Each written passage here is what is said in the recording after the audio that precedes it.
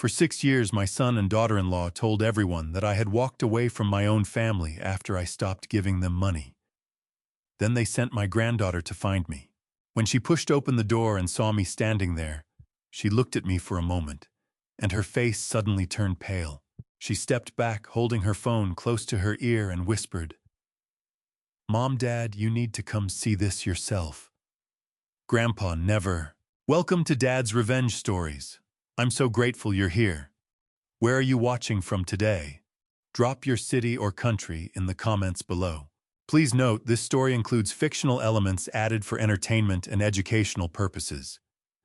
Any resemblance to actual names or places is purely coincidental, but the core message remains valuable.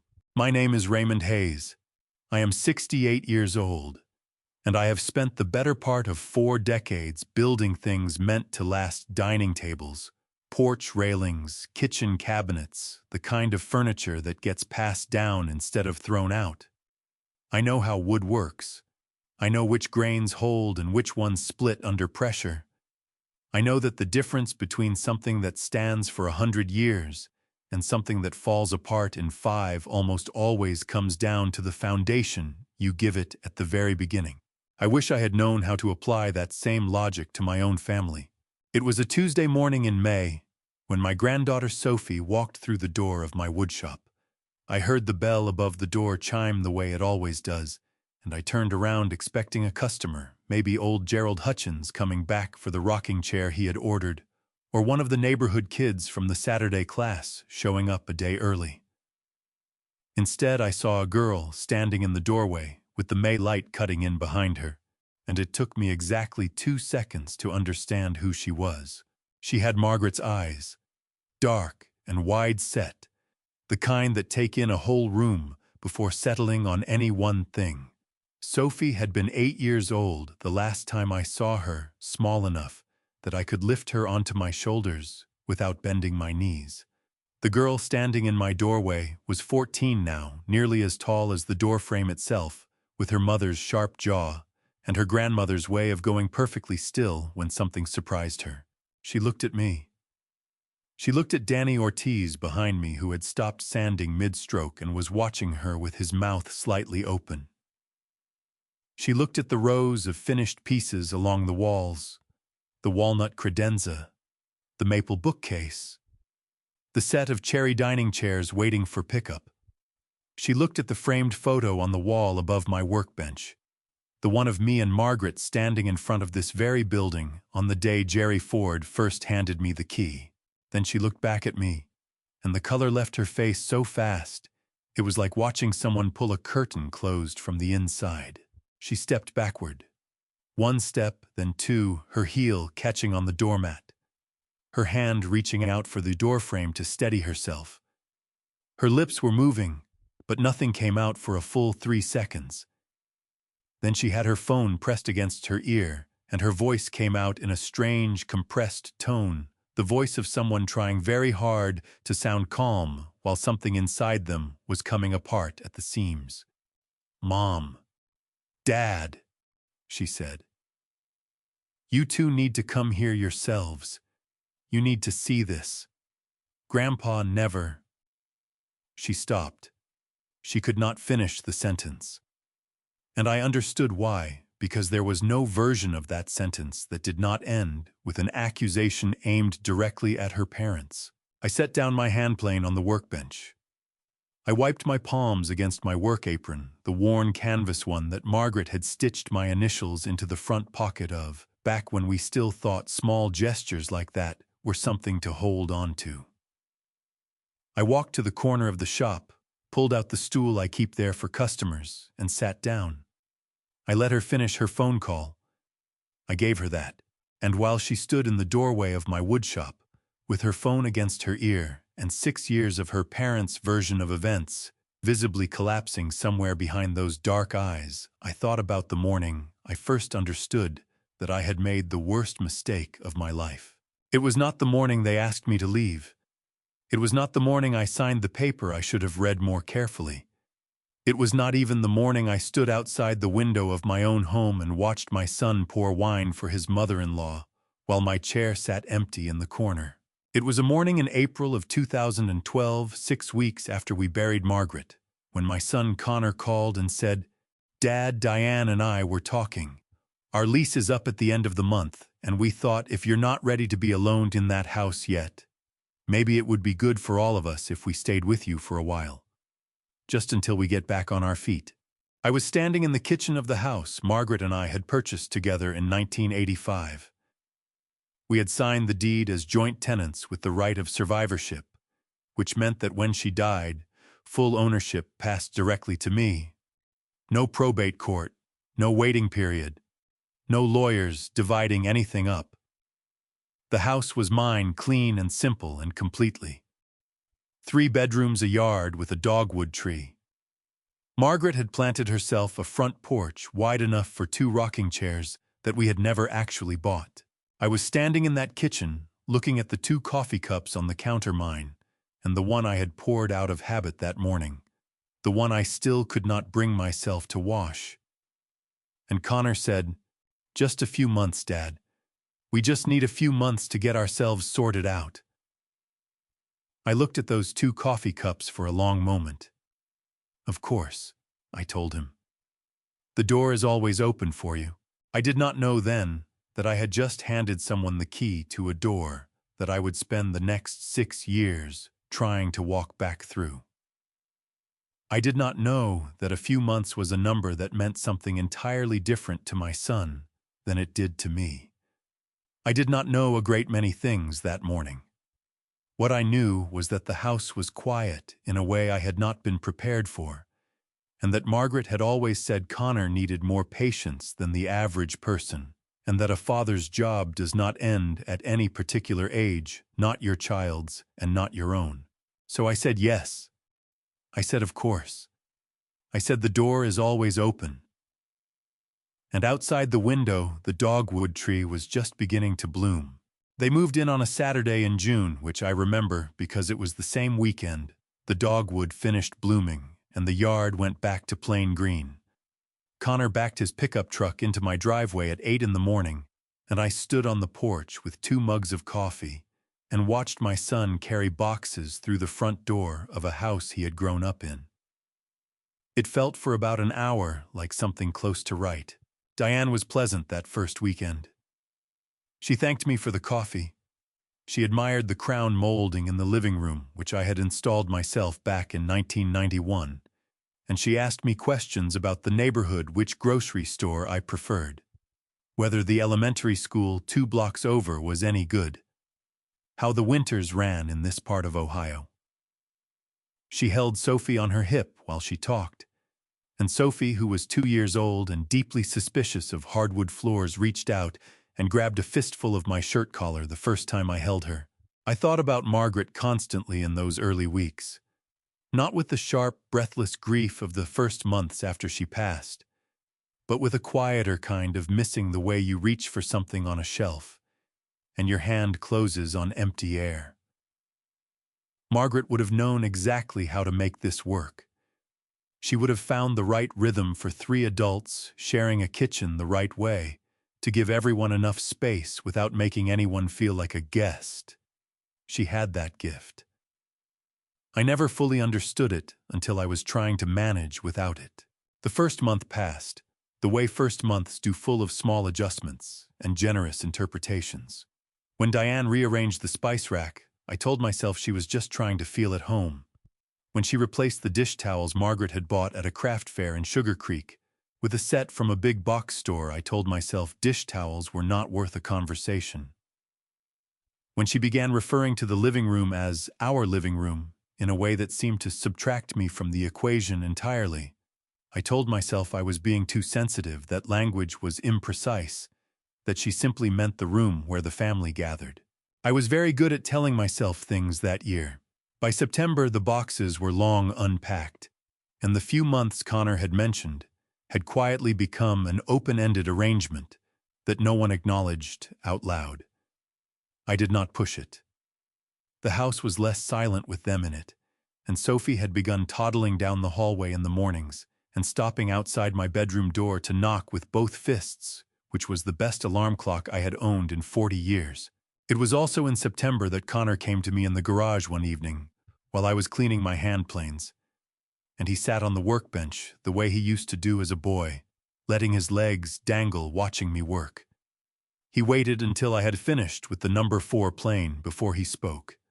He said, "Things are a little tighter than we expected right now.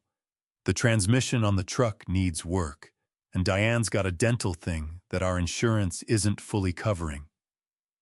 He rubbed the back of his neck with his palm, a gesture I recognized, because I had watched him do it his entire life whenever he was working up to asking for something. "I hate to even bring it up, but if you had anything you could spare this month, even just a few hundred, it would make a real difference." I set the plane down on its side so the blade would not dull against the bench. I looked at my son, who was 30 years old, and sitting in my garage asking me for money the same way he had asked me for an advance on his allowance when he was 12. And I felt the thing that fathers feel, that specific, exhausting love that does not know how to say no to its own children, even when it probably should. "I can do that," I said. I gave him $400 in cash from the envelope I kept in the top drawer of my dresser, the one Margaret had always called the emergency fund, which she replenished faithfully every time we drew from it. I wrote it down in a small spiral notebook I had bought at the drugstore, the date, the amount, the reason.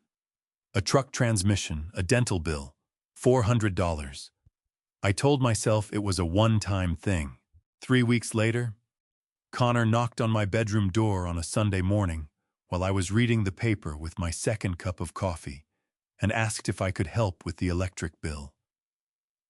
It had run higher than expected because of the central air, which ran constantly that summer, and the payment was due Tuesday. He stood in the doorway in his work clothes, already dressed for the Sunday shift he had picked up at the hardware store, and he looked tired in the way that young people look tired when they are not sleeping well and will not admit it. I wrote it down in the notebook. The date, the amount, the reason, $220. I told myself that was a one-time thing too. By the end of that first year, I had written down 11 separate entries. The total, when I added the column at the bottom of the page, came to $6,440.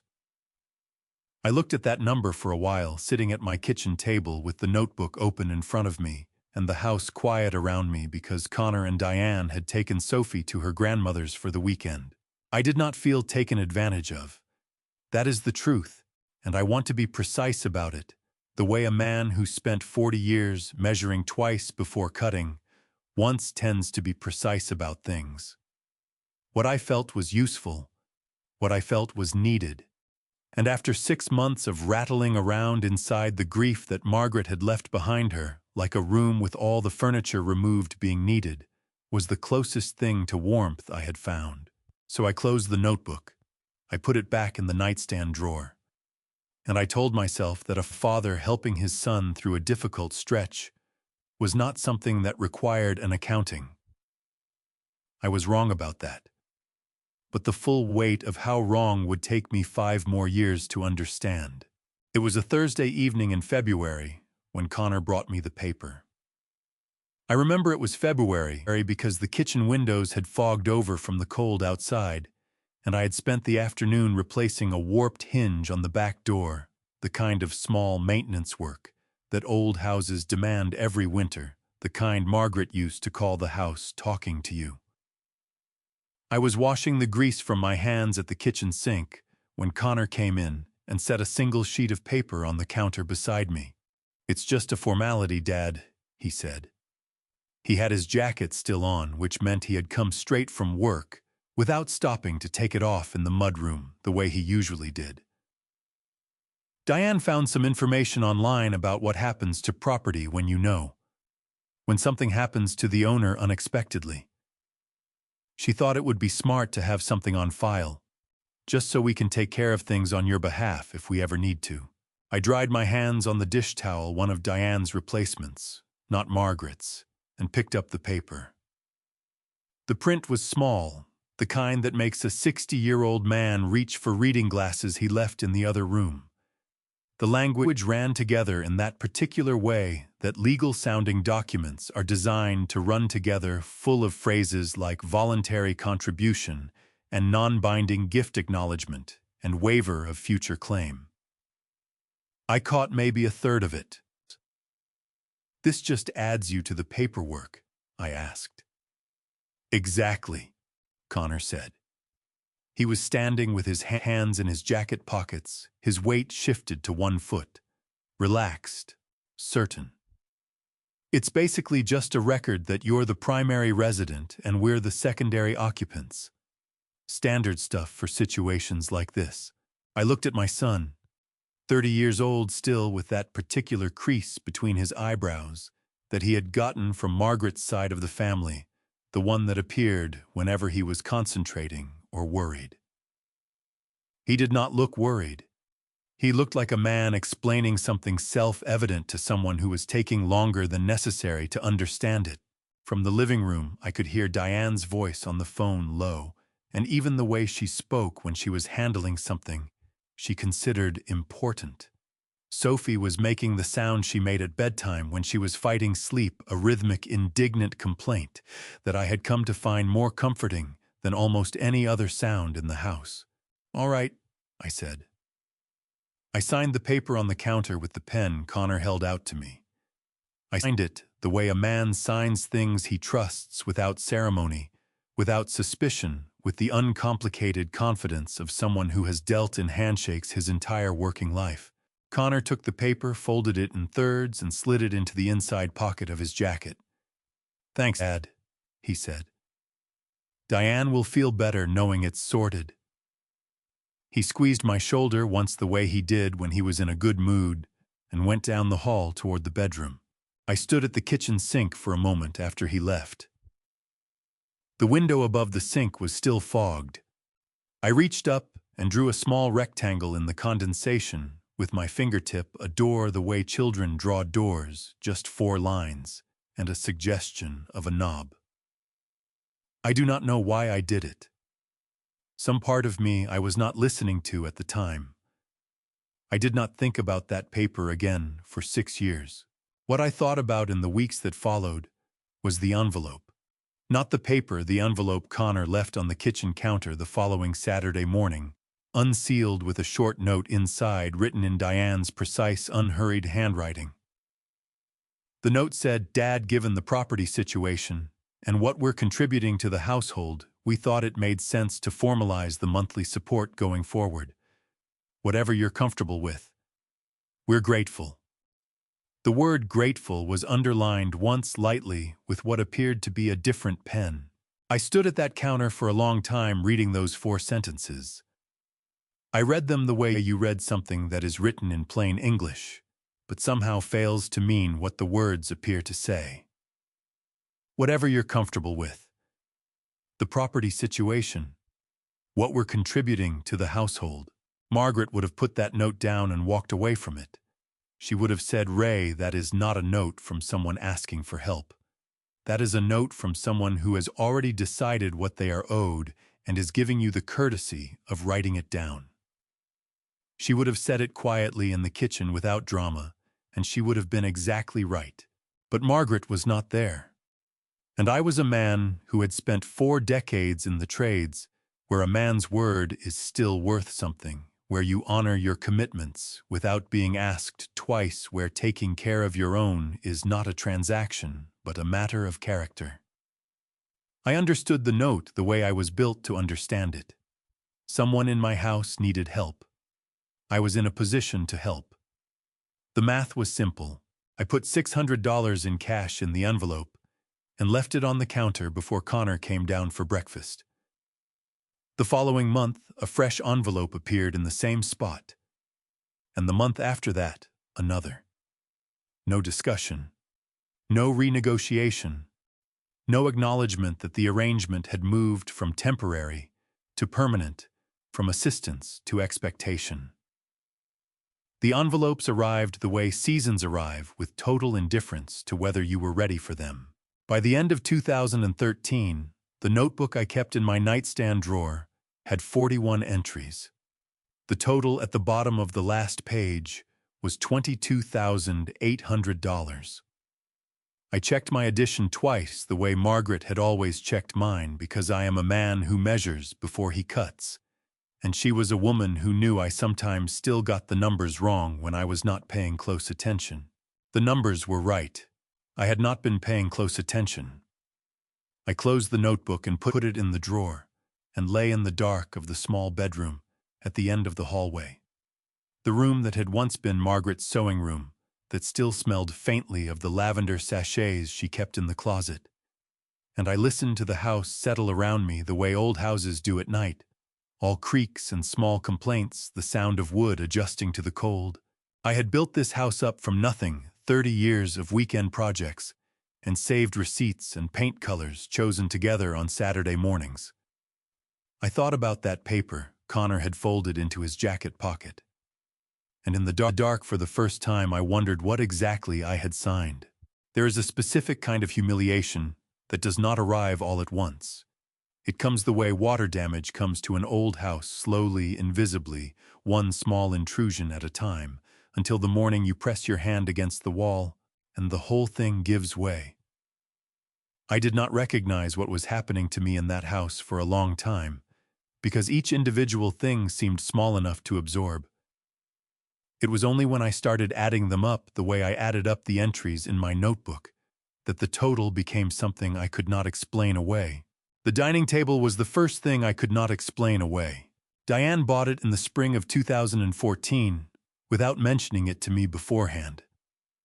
I came home from a morning at the hardware store to find 3 men carrying the old table the one Margaret and I had bought at an estate sale in 1992, solid cherry, the table where Connor had done his homework every night for 12 years, out through the back door and into the alley.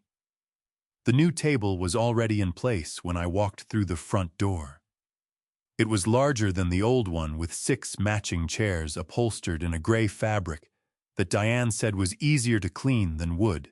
5 of those chairs went around the table. The 6th was placed against the wall beside the kitchen door, angled slightly inward, as though it had been set aside for storage rather than use. I did not understand the significance of that chair placement the first time I saw it. I pulled it to the table myself that first evening and sat in my usual spot near the window. Diane looked at the chair, then at the wall where it had been, then back at her plate, and said nothing. Connor passed the bread basket without looking up. The following Sunday, Diane's parents drove in from Columbus for dinner. Her mother Beverly brought a green bean casserole, and her father Don brought a bottle of white wine and opinions about the new highway construction, and the table filled up the way tables fill up when a family is genuinely glad to see each other. I came downstairs at 6 o'clock and found all 6 chairs arranged around the table and every seat occupied. Diane's younger sister had come as well, which I had not been told about, and she was sitting in the chair by the window, my chair. The 6th chair, the one that had been against the wall, had been moved back to its position beside the kitchen door. There was a plate set there. Rice green beans from the casserole, a chicken thigh that had gone slightly dry from being kept warm too long. A fork and a paper napkin folded once. I stood in the kitchen doorway and looked at that plate for what felt like a full minute, but was probably closer to 10 seconds. Beverly was telling a story about a neighbor's dog. Don was laughing. Sophie, who was 4 years old, and had recently decided that green beans were her enemy, was arranging them into a pattern on the edge of her plate with tremendous concentration. Connor was pouring wine. Nobody looked up. I sat down in the chair beside the kitchen door. I picked up the fork. I ate the rice and the green beans and most of the chicken, and I listened to the conversation at the table the way you listen to a television in the next room, aware of the noise, without being part of it. When Beverly said something funny, I smiled in the direction of the sound.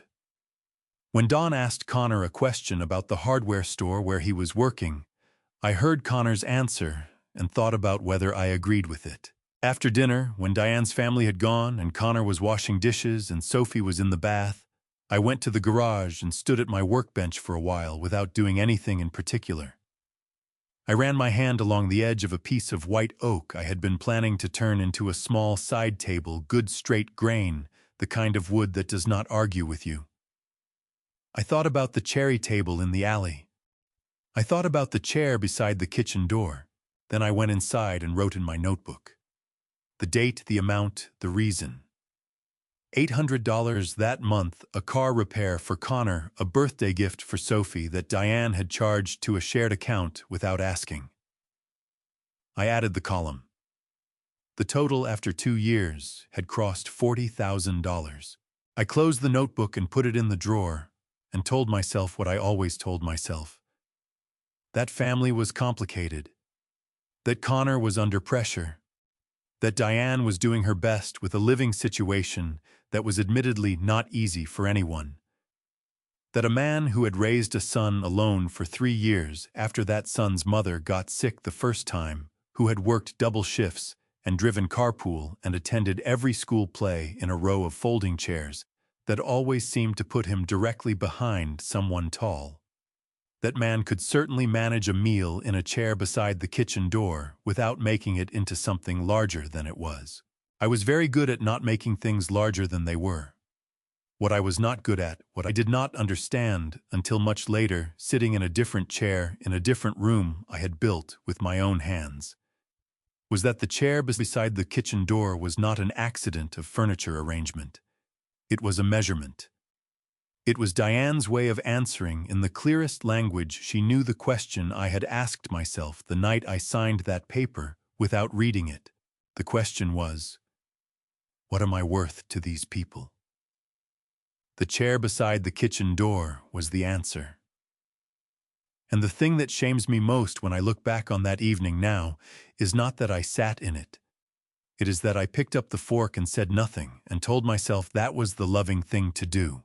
By the fall of 2017, I had developed the habit of leaving the house on weekend afternoons when Diane's family came to visit. I did not announce this as a policy.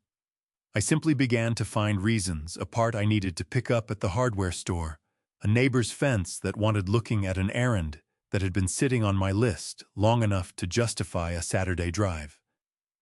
I became very productive at errands I had previously managed to defer for weeks. It was easier than sitting in the chair beside the kitchen door and listening to conversations I had not been invited into. That October, I told Connor I was driving up to see my old friend Gerald Patterson in Medina. We had worked the same crew for 11 years, back in the 80s, and Gerald had been after me for months to come up and look at a deck he was rebuilding. I planned to stay 2 nights and come back Monday morning. Connor nodded and said, "Have a good time, Dad, the way you say it to someone whose schedule does not affect your own." I left Friday afternoon with a bag and a box of pastries from the bakery on Elm Street, the kind Margaret had always called too expensive for every day, but exactly right for visiting. Gerald and I spent Saturday on the deck and most of Sunday arguing about the best way to sister a joist that had gone soft from moisture, which is the kind of argument that feels like a conversation and a friendship at the same time. By Sunday evening, I was tired in the good physical way that honest work produces, and I decided to drive back that night instead of Monday morning. I pulled into my street a little after 9 o'clock. The lights in the house were on, all of them, which was unusual. The warm yellow glow of every downstairs window lit up against the October dark. I could hear something as I got out of the truck. Music faint, but present the kind that means a gathering rather than just the television. I reached into the back seat for my overnight bag and the box of pastries, which still had 4 left, because Gerald's wife Ellen had sent me home with enough of her own baking to last a week. I came up the front walk and stopped. Through the living room window, I could see the dining table had been extended with the leaf Diane kept in the hall closet, the one that brought the seating from 6 to 8. Every seat was filled.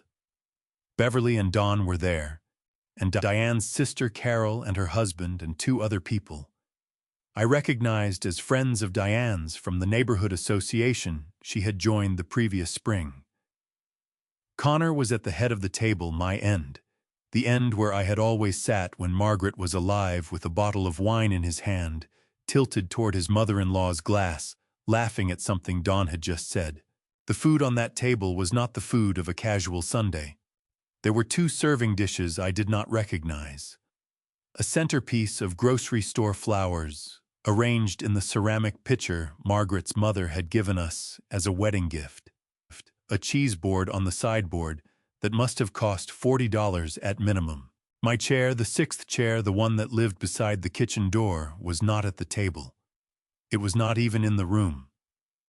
Someone had moved it to the corner of the kitchen facing the wall, as though it were a child being disciplined. I stood on my own front walk with my overnight bag in one hand and a box of pastries in the other, and I understood with the absolute clarity that comes from standing outside something and seeing it whole that I had not been mentioned that evening. Not in the context of he'll be back tomorrow, not in the context of Ray would have loved this, not in any context at all. I was not present, and my absence had not altered the evening by a single degree. My chest tightened, the way it sometimes did when I climbed stairs too fast. A pressure behind the sternum that I had been telling myself for months was nothing to worry about. I pressed my free hand against my ribs and breathed slowly, the way the doctor had told me to breathe when I mentioned the tightness at my annual checkup, and she had looked at me over her glasses with the expression that meant she was filing the information away for future reference. I did not knock on the door of my own house. I put my overnight bag back in the truck. I put the pastry box on the passenger seat. I drove 3 blocks to Riverside Park and sat on a bench near the water until the cold coming off the river made my hands ache. And then I sat a while longer, because the cold, at least, was something I could feel clearly, without any ambiguity about what it was or what it meant, and I thought about Margaret. I thought about the morning we signed the deed on this house, how she had gripped my hand in the parking lot of the title company and said, "Ray, we did it as though we had accomplished something improbable, which at the time we had." I thought about what she would say if she could see me sitting on this bench at 9:30 on a Sunday night, locked out of my own life by my own generosity. She would not say, "I told you so." Margaret was not built that way.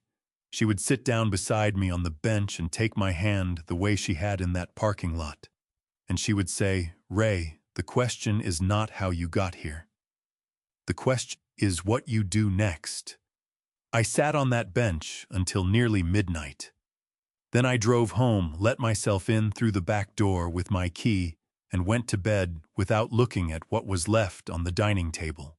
In the morning, I opened my notebook. The total after 5 years was $112,400. I stared at that number until it stopped looking like a number and started looking like a measurement of something else entirely. Not money, but years. Not dollars, but the specific weight of a man who kept telling himself that loving someone meant never asking them to account for what they had taken. I closed the notebook. I put on my work boots. I went to the garage and started building something, because that was the only thing I knew how to do when the world stopped making sense. The chest tightness I had been explaining away for the better part of a year stopped being something I could explain away on a Tuesday morning in January, when I bent down to pick up a dropped chisel in the garage, and the pain hit me so hard and so suddenly that I had to grab the workbench with both hands to keep from going down. It was not like the movies. There was no dramatic clutching, no staggering. It was more like someone had reached inside my chest and closed a fist around something that needed to stay open and held it there for about 45 seconds while I stood bent over my workbench, breathing through my nose and waiting to find out which direction things were going to go. They went in the direction of okay, which I have since learned is not the same thing as fine. I drove myself to my doctor's office the following morning without telling anyone in the house where I was going. Dr. Anita Walsh had been my physician for 19 years, and she had the particular manner of a woman who had heard every version of "I'm sure it's nothing" enough times to have lost patience with the phrase entirely.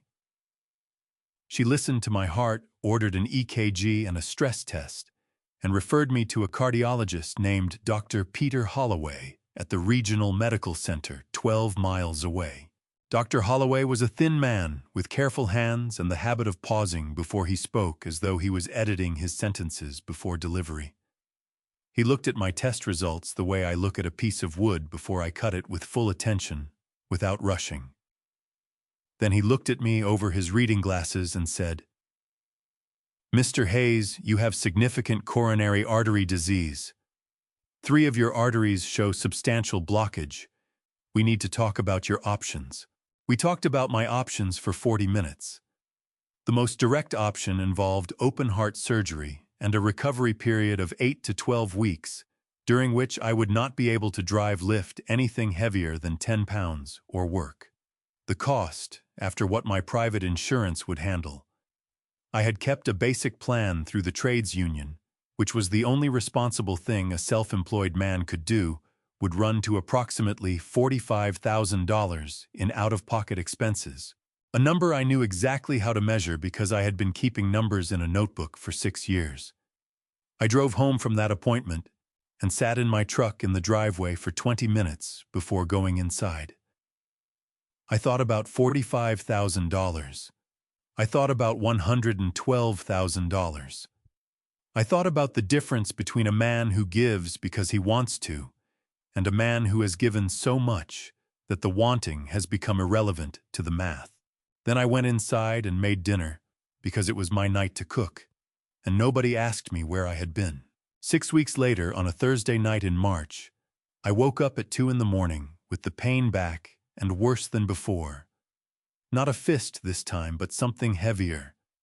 A pressure across my entire chest and down my left arm that made my teeth clench and my vision go briefly strange at the edges. I sat up in bed in the small room at the end of the hall, and I understood with complete clarity that this was not a moment for waiting to see which direction things went. I called 911 myself. The ambulance was there in 6 minutes. I was in the emergency department at Mercy Regional by 2:45, with an IV line in my left arm and electrodes across my chest, and a nurse named Patricia, who moved with the efficient calm of someone for whom 2 in the morning was simply another part of the workday. Patricia asked me if I wanted her to contact any family members. I gave her Connor's number. My son, 36 years old, living in my house 3 miles from this hospital. Patricia called. Connor did not answer. She called again at 3:15. No answer. She called a third time at 3:45, while I was being moved from the emergency bay to a monitoring room, and I could hear the phone ringing from where I was on the gurney, 4 rings. Then voicemail, Connor's recorded voice asking the caller to leave a message in the same easy, unhurried tone he had used his entire life for things that did not require urgency. I told Patricia not to call again. She looked at me with an expression that was not pity exactly, but was adjacent to it, and she said, "Is there anyone else?" I thought about it for a moment. I said no. I spent the night in the monitoring room with the cardiac telemetry unit reading my heart's electrical activity every 30 seconds, and a television mounted to the wall showing an infomercial for a mop system with a live studio audience that seemed genuinely thrilled about it. I watched about 20 minutes of it. Then I watched the ceiling for the rest of the night. The attending cardiologist cleared me for discharge at 9 the following morning. No heart attack. What I had experienced was an acute angina episode, which is the body's way of announcing that the blockages are significant enough to start causing symptoms under normal conditions, not just stress. The doctor adjusted my medications and told me in plain terms that I needed the surgery we had discussed and that I needed to reduce physical exertion and emotional stress in the meantime. He said emotional stress the way doctors say it clinically, without apparent awareness of how large a category he was asking me to manage. I took a taxi home. 12 miles, $32, a driver named Mike, who had the radio on low and did not try to make conversation, which was exactly what I needed. When I walked through the front door, Connor was at the kitchen table with a cup of coffee and his phone. He looked up and said, "Oh, hey, Dad. Everything okay?" "You were out early." My left arm still ached from the IV site. I was wearing the same clothes I had put on the previous morning. I had a hospital bracelet on my wrist that I had not yet taken off. "Fine," I said. "Just an errand." I went to my room. I sat on the edge of my bed. I pressed my hand against my chest over the place where the pain had been, and I held it there for a while, not because it helped, but because there was no one else to do it. That afternoon, someone knocked on my door. I expected Connor. I expected Diane.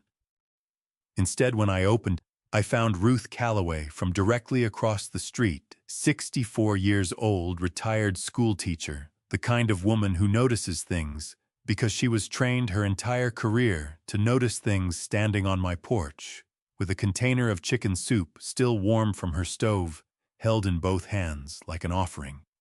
I saw the ambulance last night," she said. Her voice was steady and direct.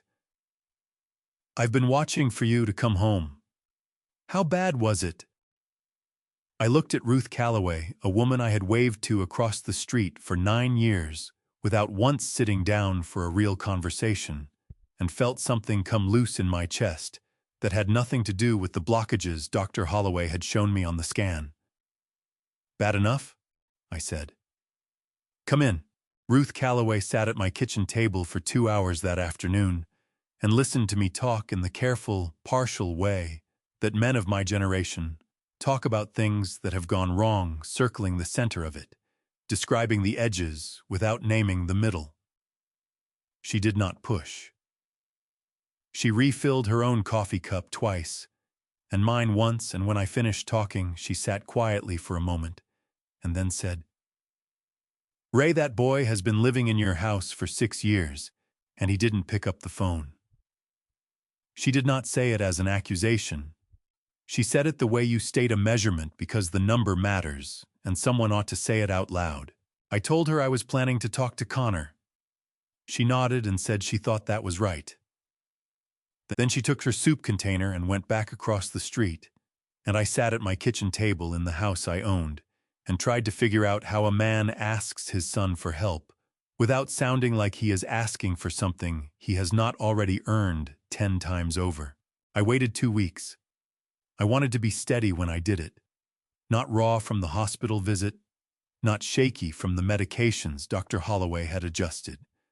I waited until a Saturday afternoon when Diane had taken Sophie to a birthday party, and Connor was in the living room watching a game, relaxed and unhurried, in the particular posture of a man who feels entirely at home. I turned off the television. Connor looked up at me with the mildly startled expression of someone whose background noise has been removed without warning. "I need to talk to you," I said.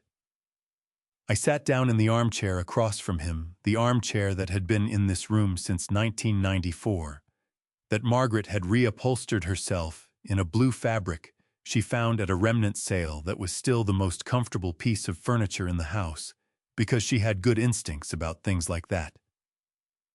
"I saw Dr. Holloway. I have significant blockages in 3 coronary arteries. I need surgery, Connor. Open heart. The out-of-pocket cost after my insurance coverage is going to run about $45,000, and I'm going to need help during the recovery 8 to 12 weeks, where I cannot drive or lift or work." Connor's jaw tightened. He looked at the blank television screen for a moment, then back at me. "How long have you known about this?" "Since January. I didn't want to worry anyone until I understood the situation clearly." He pressed his lips together and rubbed the back of his neck with his palm. That gesture, that same gesture he had used every time since he was 12 years old and working up to something difficult.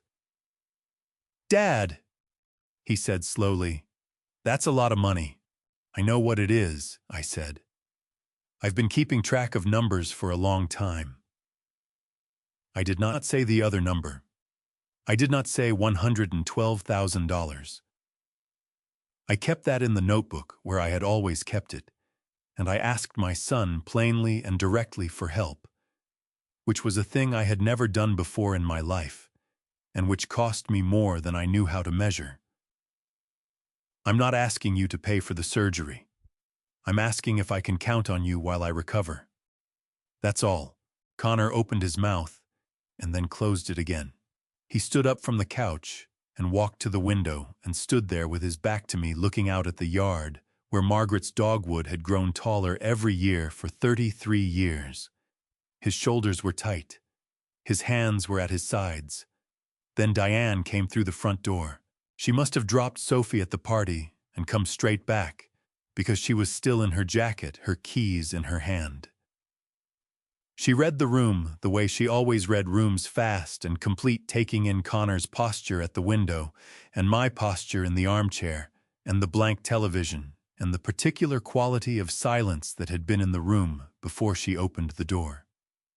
"What's happening?" she said. Connor turned from the window. "Dad needs surgery, 45,000, and recovery help." Diane set her keys on the side table. She looked at me with an expression I had not seen on her face before, not cold exactly, but resolved the way a person looks when they have already made a decision and are simply waiting for the right moment to announce it. "Ray," she said, "I think we need to be honest with each other. We cannot take care of a sick person in this house. We have Sophie to think about. We have our own situation to manage." She glanced at Connor, who was still standing at the window. "Connor and I talked about this.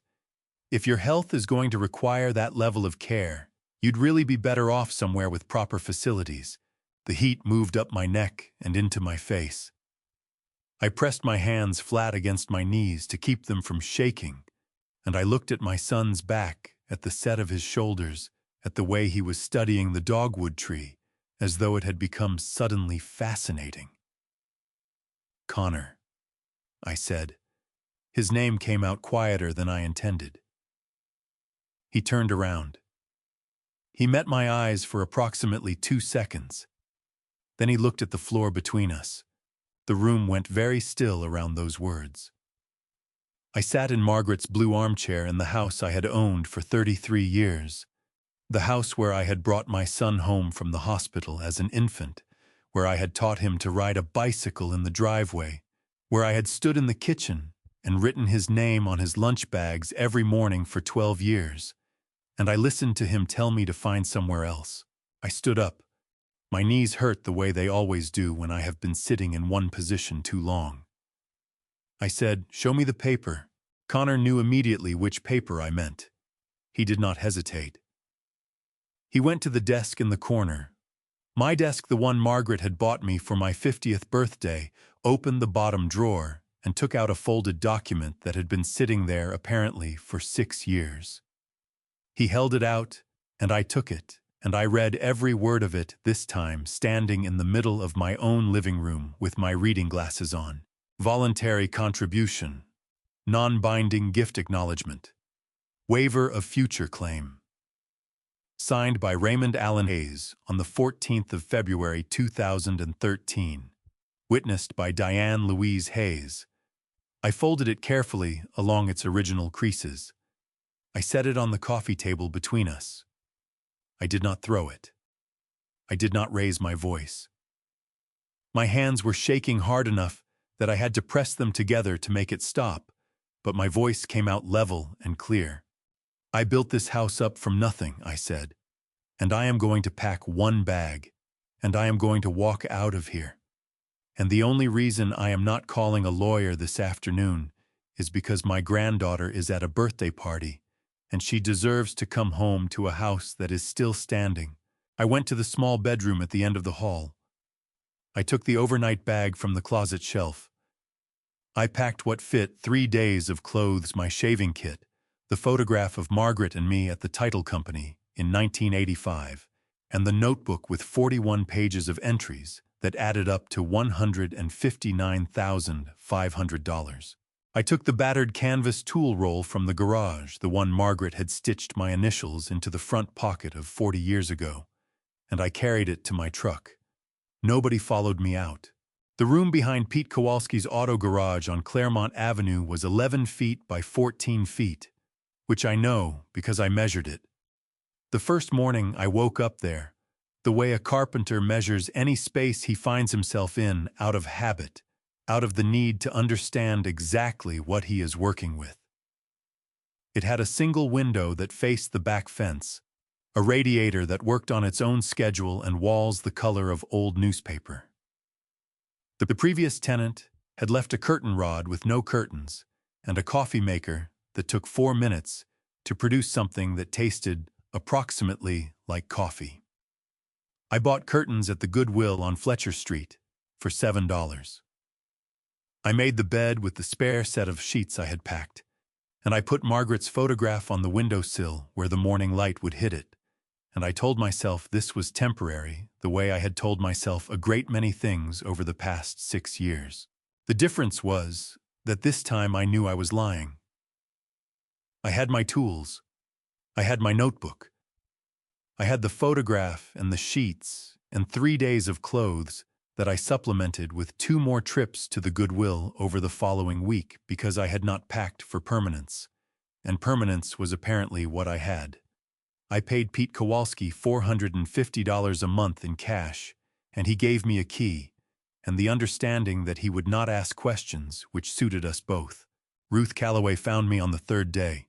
I do not know how she tracked down the address. Ruth was a woman who had spent 31 years teaching 8th grade English in the Columbus City school system, which means she had 3 decades of practice locating things and people who did not want to be found. She knocked on the door at 10 in the morning with a foil-covered dish of chicken and rice, and an expression that told me she had things to say, and intended to say them regardless of whether I was ready. She sat in the one chair the room contained, while I sat on the edge of the bed, and she told me what Connor and Diane had been doing in the 4 days since I had walked out of my own house.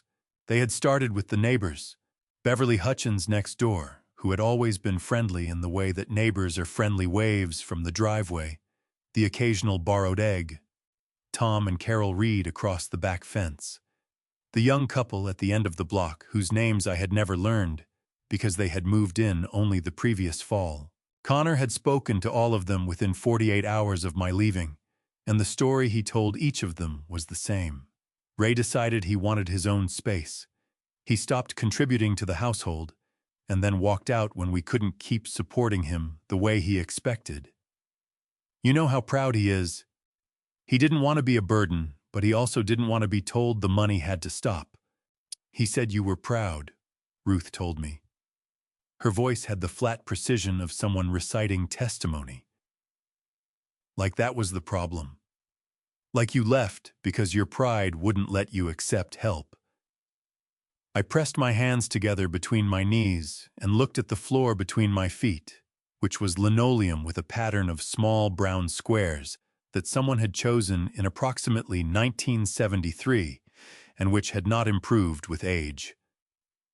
There's more, Ruth said. The more was Pastor Bill Greer. William Greer had been the pastor of Calvary Community Church on Maplewood Drive for 22 years, and I had been a member of that congregation for 20 of them. Margaret and I had joined the year after Sophie was born, Connor's Sophie, our granddaughter, the reason I had not yet called a lawyer. Bill Greer had officiated at Margaret's funeral. He had sat with me in my kitchen 3 days after she died and drunk coffee and said almost nothing for 2 hours, which was exactly the right thing to do, and I had trusted him for it ever since. Connor and Diane had gone to see Pastor Bill within a week of my leaving. Ruth had heard about it from Janet Morrison, who sang in the choir and whose husband played golf with Bill's associate pastor on Wednesday mornings. The story Connor and Diane told Pastor Bill was different from the one they had told the neighbors, more clinical, more concerned in its tone. Ray has been struggling, they told him. Since Margaret passed, he has not been himself. We tried everything we could to support him, but he has become increasingly difficult to reach. He does not want help. He walked away from the family, and we are worried about him, but we have to respect his wishes not to be contacted. Ruth watched my face while she told me this. She was not a woman who softened things unnecessarily, and I was grateful for it, because I needed to hear it exactly as it had been said. "They told Bill you had a psychological problem," she said. Those were not the exact words, but that was the meaning. I stood up from the bed. I walked to the window and looked at the back fence and the alley beyond it, where a ginger cat was picking its way along the top of the fence boards, with the absolute confidence of an animal that has never questioned its right to be wherever it is. I watched that cat for a moment and thought about the 20 years I had spent in that congregation, the handshakes and the potluck suppers and the Sunday mornings when the light came through the east windows of that church, in a way that made you feel briefly and reliably that things were going to be all right. Ruth said from behind me, "Ray, the house still has your name on the deed. You know that." "I know," I said. "You could have them out in 30 days, 60 at the outside. There's a process for it, unlawful detainer they call it. The courts move on it. I had looked it up myself the night before on the library computer 2 blocks from Pete's garage. I knew what unlawful detainer meant. I knew that as the legal owner of the property, I could file a notice to vacate, and that if Connor and Diane did not leave voluntarily, I could pursue eviction proceedings, and that the timeline Ruth described was accurate for the state of Ohio. I had read the relevant statutes with the same attention I give to a set of plans before I start cutting wood. I turned away from the window and looked at Ruth, who was watching me with the steady, patient expression of a woman who has spent her entire career waiting for people to arrive at the answer on their own schedule. "Sophie comes home from school at 3:15 every afternoon," I said. "She walks from the bus stop on her own. She has been doing it since 2nd grade because Diane works until 4 and Connor's shift runs until 5:30. I stopped. "She comes home and she lets herself in with the key she keeps on a rainbow lanyard in her backpack zipper pocket. I know because I was the one who put it there."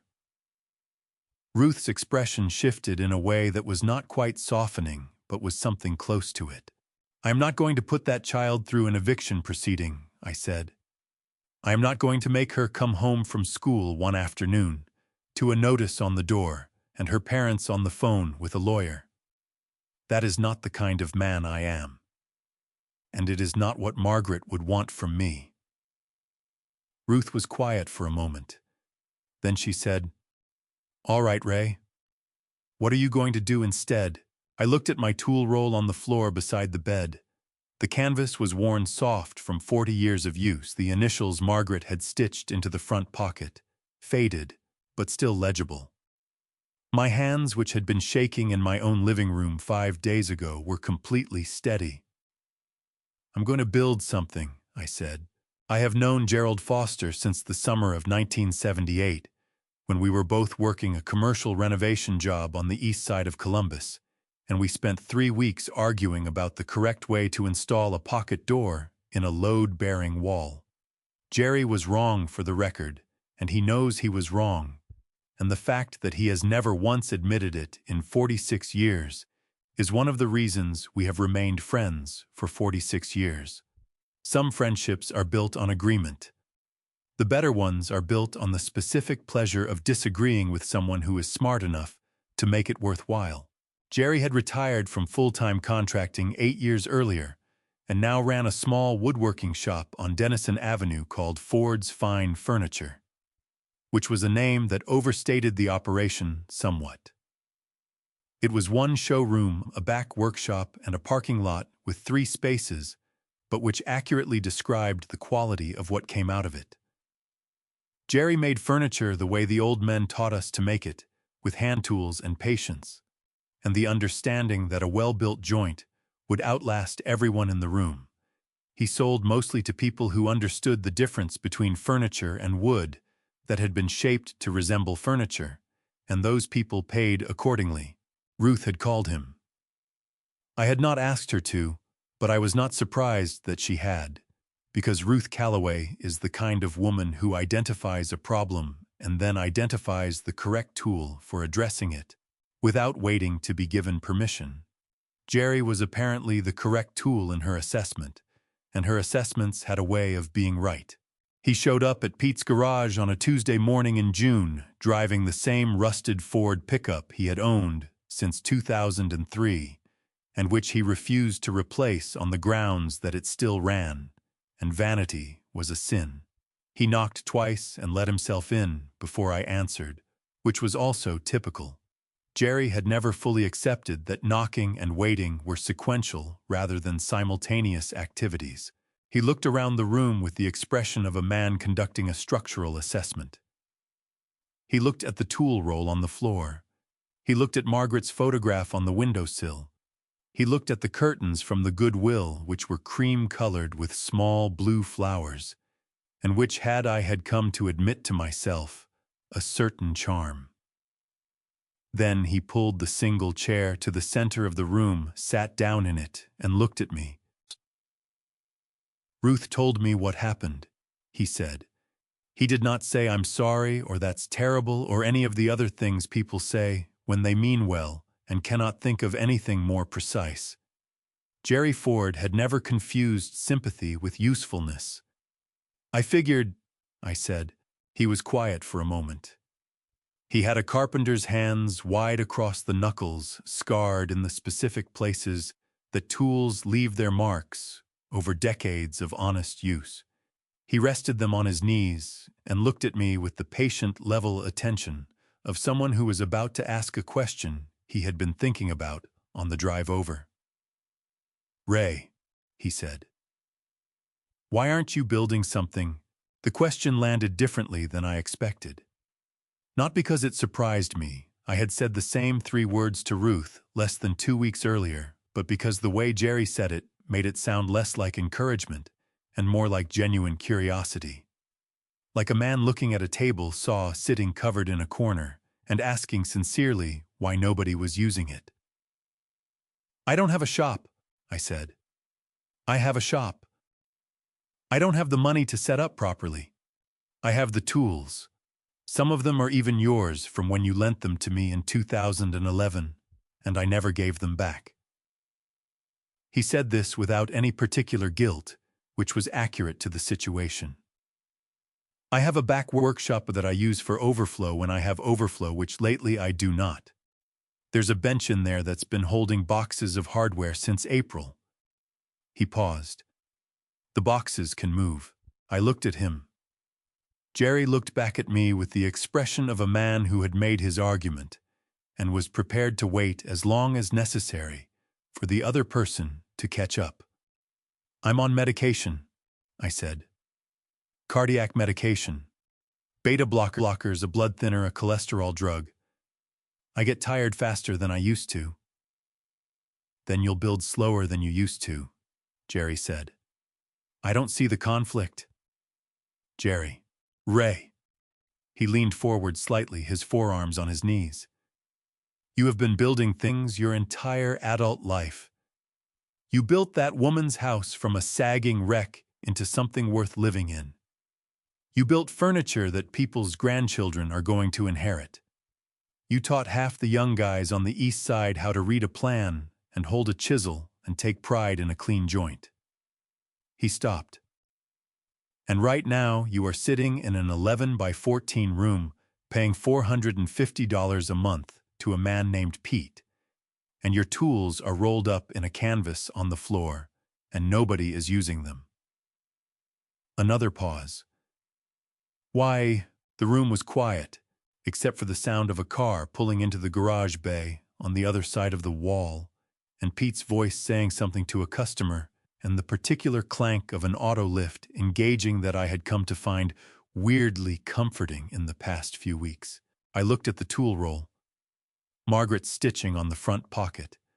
RAH in a thread that had faded from dark blue to something closer to gray over 40 years of use, but which was still there, still legible, still precisely and exactly what she had intended it to be. I thought about what it had felt like to finish the last piece I had built for myself, a small walnut side table 2 years before Margaret died, that she had immediately claimed for her side of the bedroom, and on which she had arranged a lamp, a photograph of her parents, and a library book she had been renewing for 6 months without reading. I thought about the specific satisfaction of that, of making something that someone you loved immediately incorporated into the texture of their daily life. I had spent 6 years incorporating myself into other people's daily lives. It had not worked out the way I had planned.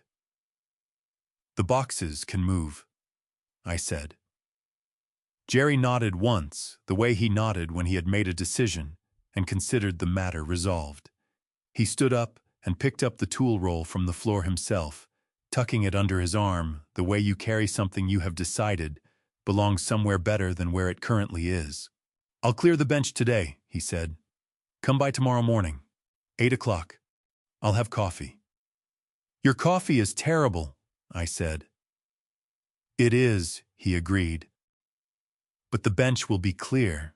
He drove away in the rusted pickup, and I stood in the doorway of the 11 by 14 room and watched him go and felt something shift in my chest that had nothing to do with blocked arteries and everything to do with the specific, irreplaceable feeling of being known by someone who has known you long enough to know the difference between what you need and what you say you need.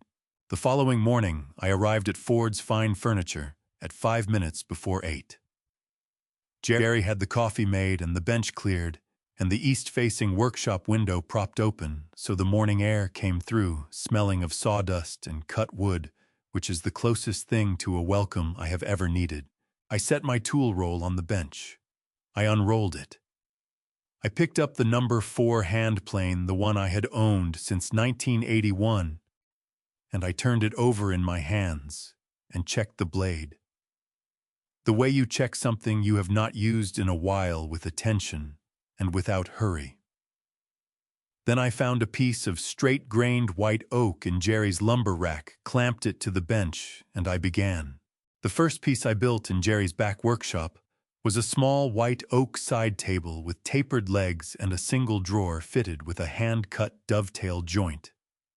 The kind of joint that serves no structural purpose a simpler method could not also serve, but which demonstrates to anyone who knows what they are looking at that the person who made it understood the wood well enough to let it do something difficult. Jerry sold it in 4 days to a woman who ran an antique shop on the north side, and who said when she came to pick it up that she had not seen hand-cut dovetails on a new piece in 15 years. She asked if the maker took commissions. Jerry said he would find out. He found out. I took the commission. By August, I had completed 7 pieces and had 11 more on order, which was more work than I could produce in Jerry's back workshop without disrupting his own operation. And Jerry said so in the direct, practical way he said most things. He had heard from a friend of a friend that the old Hendricks hardware building on Callaway Street, 2 blocks from Pete's garage as it happened, had been sitting empty for 14 months, and that the owner, a man named Douglas Hendricks, who had retired to Florida and was paying property tax on a building he never visited, might be persuaded to lease it at a reasonable rate to someone who planned to use it for something. Jerry made a phone call. Douglas Hendricks turned out to be persuadable. The rate turned out to be reasonable. I signed the lease on a Thursday in September of 2018, sitting at a folding table in an empty building that smelled of old motor oil and 40 years of hardware store dust, and I wrote Hayes Wood Workshop in block letters on the lease agreement in the space marked business name, and I felt for the first time in longer than I could accurately measure that I was signing something that meant exactly what it said. The workshop was 800 square feet, which was more space than I needed immediately and exactly the right amount of space for what I intended to build toward. I spent the first 2 weeks cleaning it, patching the concrete floor where it had cracked, installing proper lighting, and building the workbenches myself from construction-grade lumber, because the benches could be plain as long as they were solid. Ruth brought lunch both Saturdays. Jerry donated a table saw he claimed to have no further use for, which was not entirely true, but which I accepted without argument, because some gifts are best received without too close an examination of the giver's motives. I held a small opening in October.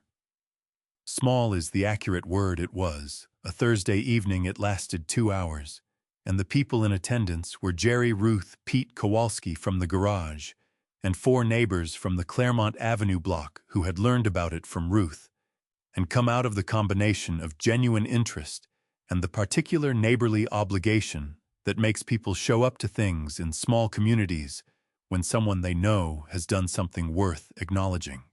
I had 6 finished pieces on display and a sign in the window that Jerry had lettered by hand, because he had opinions about the dignity of hand-lettered signs versus printed ones. It was at that small opening, 2 weeks after I had unlocked the front door for the first time, that Daniel Ortiz walked in. Danny was 24 years old, the son of a family that had lived 3 streets over from my old house for as long as I could remember, though I had not known him well when he was growing up, because he was Connor's age and had moved in different circles. He was tall and thin in the way of young men who have not yet grown into their own proportions, with the kind of restless energy that expresses itself in constant small movements, shifting his weight, picking things up and putting them down, running his thumb along the edge of a piece of wood the way someone else might tap a finger on a table. He had heard about me, he said. He had heard different versions of what had happened, the version Connor and Diane had distributed through the neighborhood, and a different version he had gotten from his mother, who had gotten it from Ruth Calloway, and whose assessment of the 2 versions was that one of them sounded like something a person would say, and the other sounded like something a person would construct. He had come, he said, because he was looking for work that was worth doing, and because his mother had told him that Ray Hayes was a man who knew the difference between work that was worth doing and work that merely filled the hours, and that, in her opinion, those men were rare enough to be worth seeking out. I looked at Danny Ortiz for a moment. His hands were uncalloused, which meant he had not done much physical work. His boots were clean, which meant he had not done much of it recently. But the way he had run his thumb along the edge of the white oak display table, following the grain, not against it, told me that his hands understood something his resume could not yet demonstrate.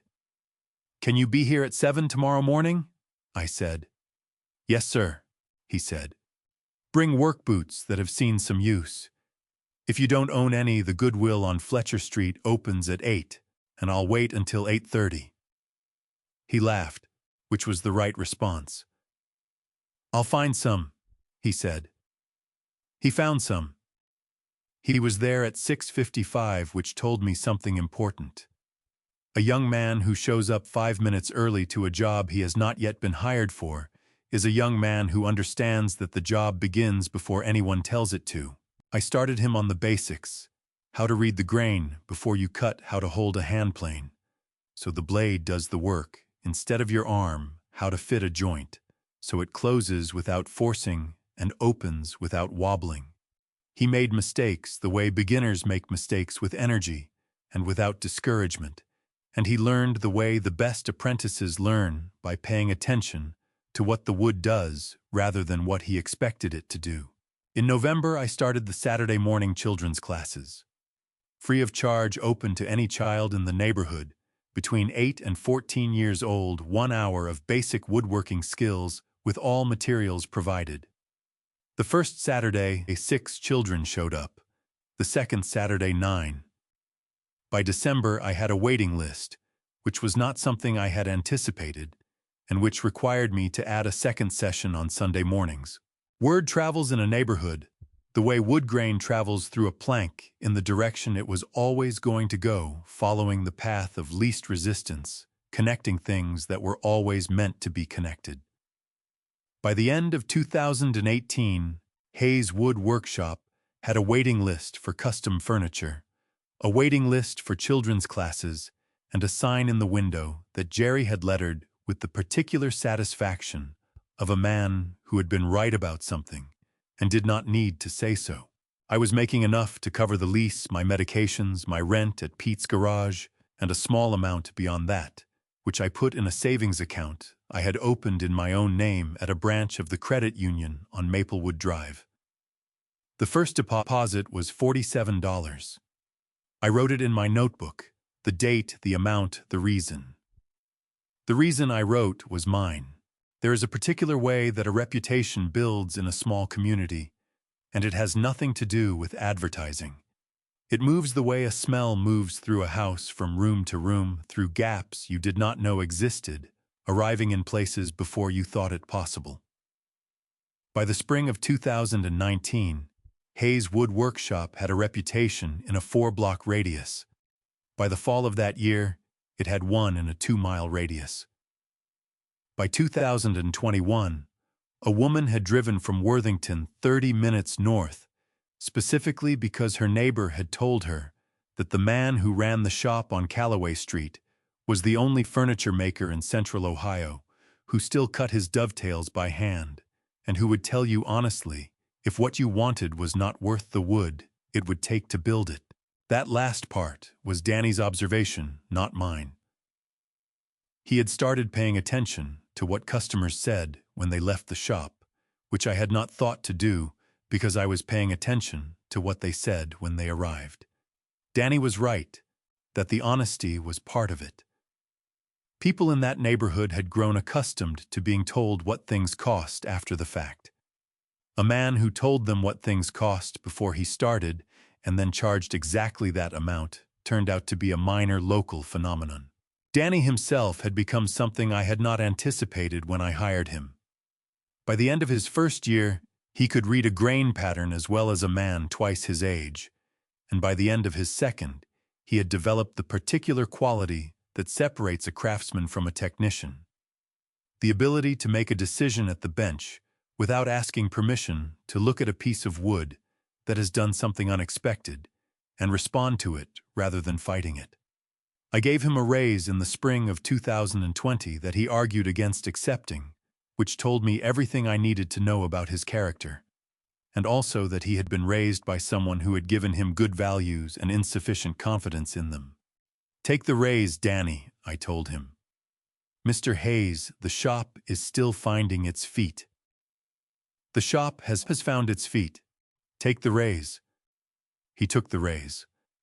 By 2022, he was managing the custom order schedule, the children's class waiting list, and the Thursday delivery runs, without being asked to do any of these things, which is the definition of a person who has understood what a job actually requires, rather than what its description specifies. Ruth Calloway came by the shop on Wednesday afternoons with lunch. This had begun in the fall of 2018 as an occasional thing, and had become by sometime in 2019 a standing arrangement that neither of us had formally agreed to, but which we would both have noticed immediately if it stopped. She brought whatever she had cooked the night before, chicken soup in the cold months, pasta salads in the summer, a corn chowder in October that I have thought about on multiple occasions since. She sat on the stool near the window while Danny and I ate, and she talked about the neighborhood, the way a person talks about a place they have watched long enough to understand its patterns, which for Ruth was 30 years of walking the same streets to the same school and back. She mentioned Connor occasionally. Not often and not in a way that invited extended discussion, but enough that I knew she was watching that situation, the way she watched most situations steadily without announcing that she was doing so. The hardware store where Connor worked had let him go in 2019. He had started something new, she said, a building materials supply business, and it seemed to be going for a while, and then it seemed to be going less well. And by 2023, she mentioned it with the particular careful phrasing of a woman who is choosing her words. Because the truth is something she is not sure the other person is ready to hear. I was ready. I had been ready for some time. But I did not push it because there was nothing I could do about Connor's business decisions from a workshop on Callaway Street, and because I had learned at some cost the difference between information that required action and information that simply required acknowledgement. It was in the spring of 2021 that Pastor Bill Greer came into the shop for the first time. I was alone that morning. Danny had a dentist appointment, and the shop did not open officially until 10. And I was at the bench working on a set of cabinet doors when I heard the front door open. I called out that I would be right there and finished the cut I was making before I turned around, because a cut interrupted is a cut wasted, which is a principle that applies to more things than woodworking. Pastor Bill was standing near the display table, the same white oak side table I had built in Jerry's back workshop 3 years earlier that I had kept as a floor model because it had never felt right to sell it. He was a tall man, broad through the shoulders, with the kind of face that had settled into itself over decades of listening to people, describe their difficulties, attentive without being reactive, patient without being passive. He was 68 years old, the same age I was then, and he moved through the shop with the careful consideration of a man who understood he was in someone else's space. He did not introduce himself. He knew that I knew who he was, and I knew that he knew who I was. And in a community that size, the pretense of formal introduction would have been an insult to both of us. He ran his hand along the surface of the white oak table, the way people who appreciate fine work touch fine work slowly with the full palm, rather than the fingertips following the grain without thinking about it. Then he looked up at me. "I owe you an apology, Ray," he said. His voice was steady and direct, the voice of a man who had delivered difficult things to people for 22 years and had learned that the most respectful thing you can do for someone is to say the hard thing without softening it into something easier to ignore. "I was given a version of your situation that I accepted without asking enough questions. That was a failure of judgment on my part, and I am sorry for it." My hands were still holding the cabinet door I had been working on. I set it down on the bench because I was not going to drop a piece I had spent 2 hours fitting just because someone had said something that hit me harder than I expected. "I appreciate that, Bill," I said. My voice came out steadier than I felt. He nodded. Then he looked around the shop at Danny's workstation, with its organized chaos of tools and wood samples, and the hand-drawn diagram of a joint he had been working out on a scrap of brown paper at the children's corner with its low benches and its collection of beginner tools hung on a pegboard at child height at the framed photograph of Margaret above my workbench that had come from the windowsill of the room at Pete's garage, and before that from the bedroom of the house on Claremont Avenue. "I'd like to order something," he said, "for the church. Something that will last." He paused with the particular pause of a man who was choosing his next words carefully. "I think I would like it to be made by someone who understands what it means to build things that are meant to endure." I reached for my order notebook. "Tell me what you need," I said. He told me. I wrote it down. And as I wrote, I understood that Pastor Bill Greer had not come to Hayeswood Workshop that morning primarily to order furniture. He had come because he was a man who believed in accountability, and this was the form his accountability had taken. And I respected him for it more than I would have respected an easier gesture. He became a regular customer after that, and eventually something closer to a friend. The kind of friend you make late in life who understands, without being told, that there are entire chapters of your history they are not entitled to, and entire chapters they have already read without your permission, and who conducts themselves accordingly. By the end of 2023, Hayeswood Workshop had a 6-month waiting list for custom work, a Saturday morning children's program, with 40 enrolled students and a bank account that no longer required me to calculate whether I could afford my medications before I filled the prescription. I had moved out of Pete Kowalski's back room and into a 1-bedroom apartment on Denison Avenue 2 blocks from Jerry's shop with a kitchen window that caught the morning light and a spare room I had fitted out as a small home workshop for the evenings when I wanted to build something that had no deadline and no customer, and no purpose, except the making of it. I was 67 years old. I owned nothing except what I had built with my own hands. And for the first time in a very long time, that felt like exactly enough. Ruth told me about the business on a Wednesday in February of 2024, which I remember because she had brought beef stew that day and set it on the corner of my workbench the way she always did in the ceramic container she had owned for 20 years and which she had once told me she intended to outlive. She sat on the stool near the window and watched me fit a drawer runner for a moment before she said anything, which was her way of indicating that what she was about to say required a certain amount of settling into. "Connor's business is done," she said. "The building materials place. He filed the paperwork last month." I set the drawer runner down on the bench. I picked up my pencil and turned it over in my fingers, once then set it down beside the runner. "How bad?" I said. "Bad enough that the creditors have lawyers," Ruth said. "He owes money to 3 suppliers and the equipment leasing company. The business assets are gone.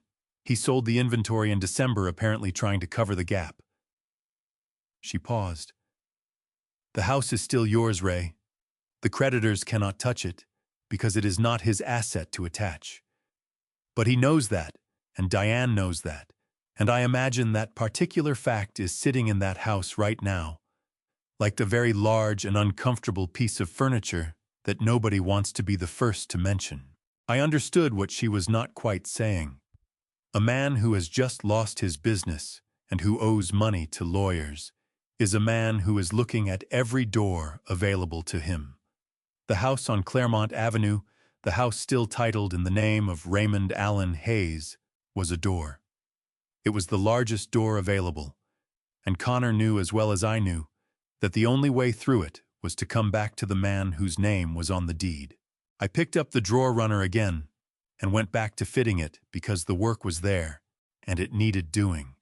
And because I have found over 68 years that the best way to think through a complicated situation is to do something with your hands while you do it. "How is Sophie?" I said. Ruth's expression shifted in the particular way it shifted when she was about to tell me something she considered important. "She is 14, she said, as though that answered the question, which in certain respects it did. "She is old enough to understand more than her parents think she does, and she is young enough that understanding it is doing her damage. She asks about you, apparently. Her mother's friend Linda mentioned it to me at the pharmacy last week." Ruth looked at her stew container on the corner of the bench. "She asks why you left." The pencil in my hand went still. "She was told I left," I said. "Yes," Ruth said. "She was told you decided to go, that it was your choice and you did not want to be contacted."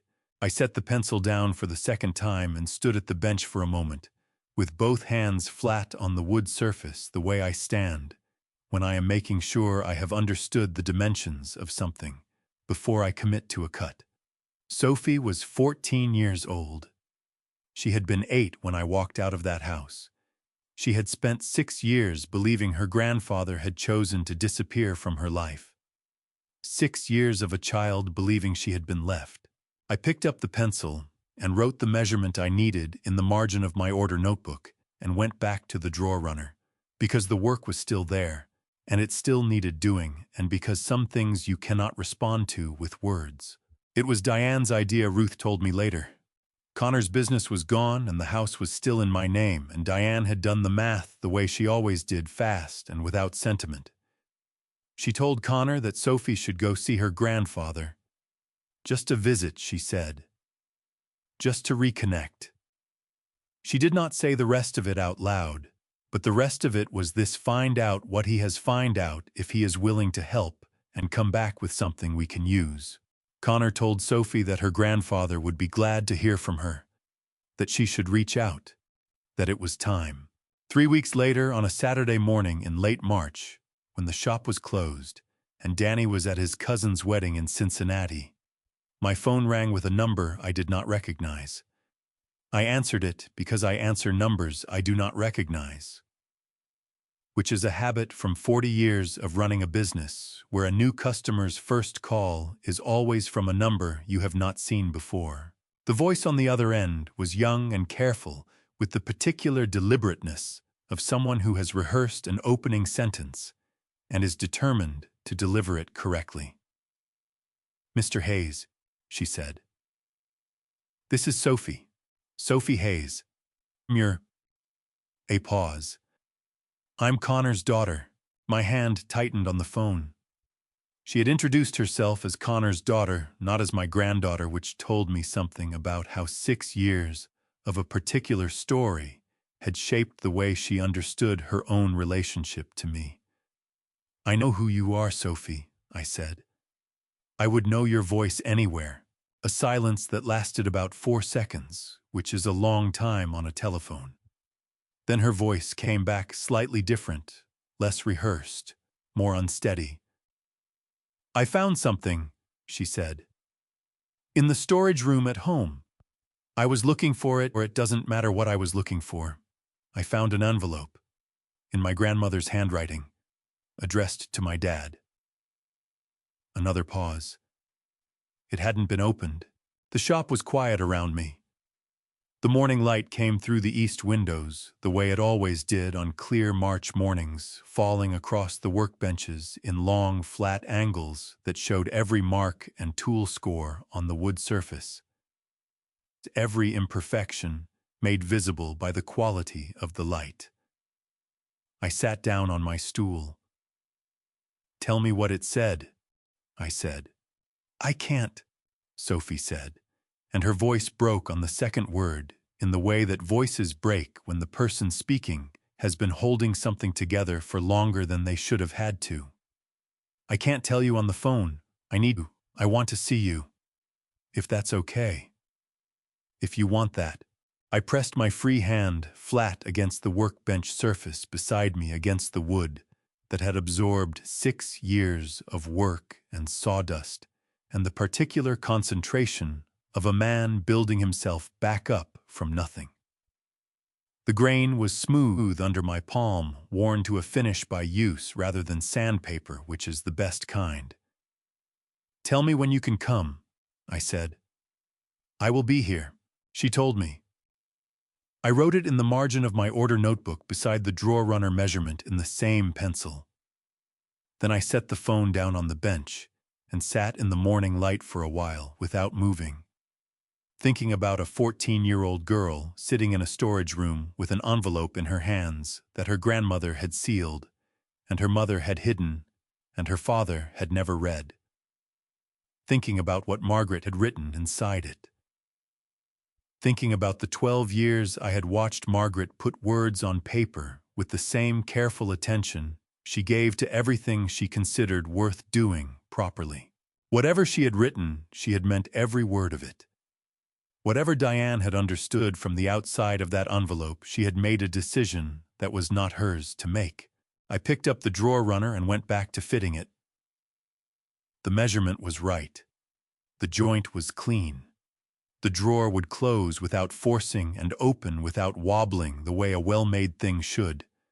I finished it by noon and set it aside and started on the next one. And the work carried me through the rest of the morning the way it always had not, by making me forget, but by giving me something true to hold on to while I waited for what was coming. She came on a Tuesday morning in May, which I know because I had written it in the margin of my order notebook 6 weeks earlier, and had looked at it every morning since without meaning to, the way you look at something you have been waiting for long enough that looking has become a habit you no longer notice. I had told Danny to take the morning off, which I almost never do on a Tuesday, and he had looked at me with the particular expression he had developed over 6 years of working together. The one that meant he understood something was happening that was not his to ask about, and he had said, "All right, Mr. Hayes, I'll be back after lunch," and taken his jacket from the hook by the door without another word. The shop was quiet in the way it is only when Danny is not in it. His absence has a texture which is something I would not have believed possible before I hired him. A young man's energy leaves a kind of negative space when it is removed, a stillness that is different from ordinary stillness. I worked at the bench through the morning, fitting the cabinet doors I had been working on for a week, and I did not look at the door more than was reasonable for a man who was not waiting for anything in particular. At 10:47, the bell above the door chimed. I did not turn around immediately. I finished the measurement. I was making a mark in pencil on the inside face of the door style, one I would need to cut to within a 32nd of an inch, because a measurement interrupted is a measurement you have to make again, and because I needed 3 more seconds to be the person I intended to be when I turned around. Then I turned around. She was standing just inside the doorway, still holding the door handle behind her with one hand, as though she had not yet fully committed to being in the room. She was taller than I had imagined from her voice on the phone, 14 years old, and already carrying herself with the particular posture of someone who has spent years being more alert than the people around her shoulders, slightly forward, weight-balanced eyes moving. Margaret had stood the same way. I had forgotten that until this moment. Sophie was wearing a dark green jacket, jeans, and sneakers that had seen enough use to suggest she walked everywhere, and she had her grandmother's eyes, dark, wide set, taking in the entire room before settling on any one thing. She looked at the display table near the door, the walnut credenza along the left wall, the set of cherry dining chairs waiting in the corner. She looked at Danny's workstation with its organized arrangement of tools and wood samples. She looked at the children's corner with its low benches and its pegboard of beginner tools hung at child height. Then she looked at me. The color went out of her face so completely and so quickly that I took half a step forward before I caught myself the instinct of a man who has spent his life catching things that were falling. She was not falling. She was standing very still in the doorway of my workshop, gripping the door handle behind her, staring at me with an expression I recognized, because I had seen it on her father's face when Connor was 8 years old and had broken the workshop window with a baseball and come inside to find me already standing there. It was the expression of someone who has prepared for one version of a conversation and has just understood that the version in front of them is entirely different. She released the door handle. She took 2 steps backward onto the threshold, 1 foot still inside and 1 foot on the sidewalk, and her hand was already at her jacket pocket, pulling out her phone. She pressed it against her ear, and I could hear it ringing on the other end. 2 rings, 3.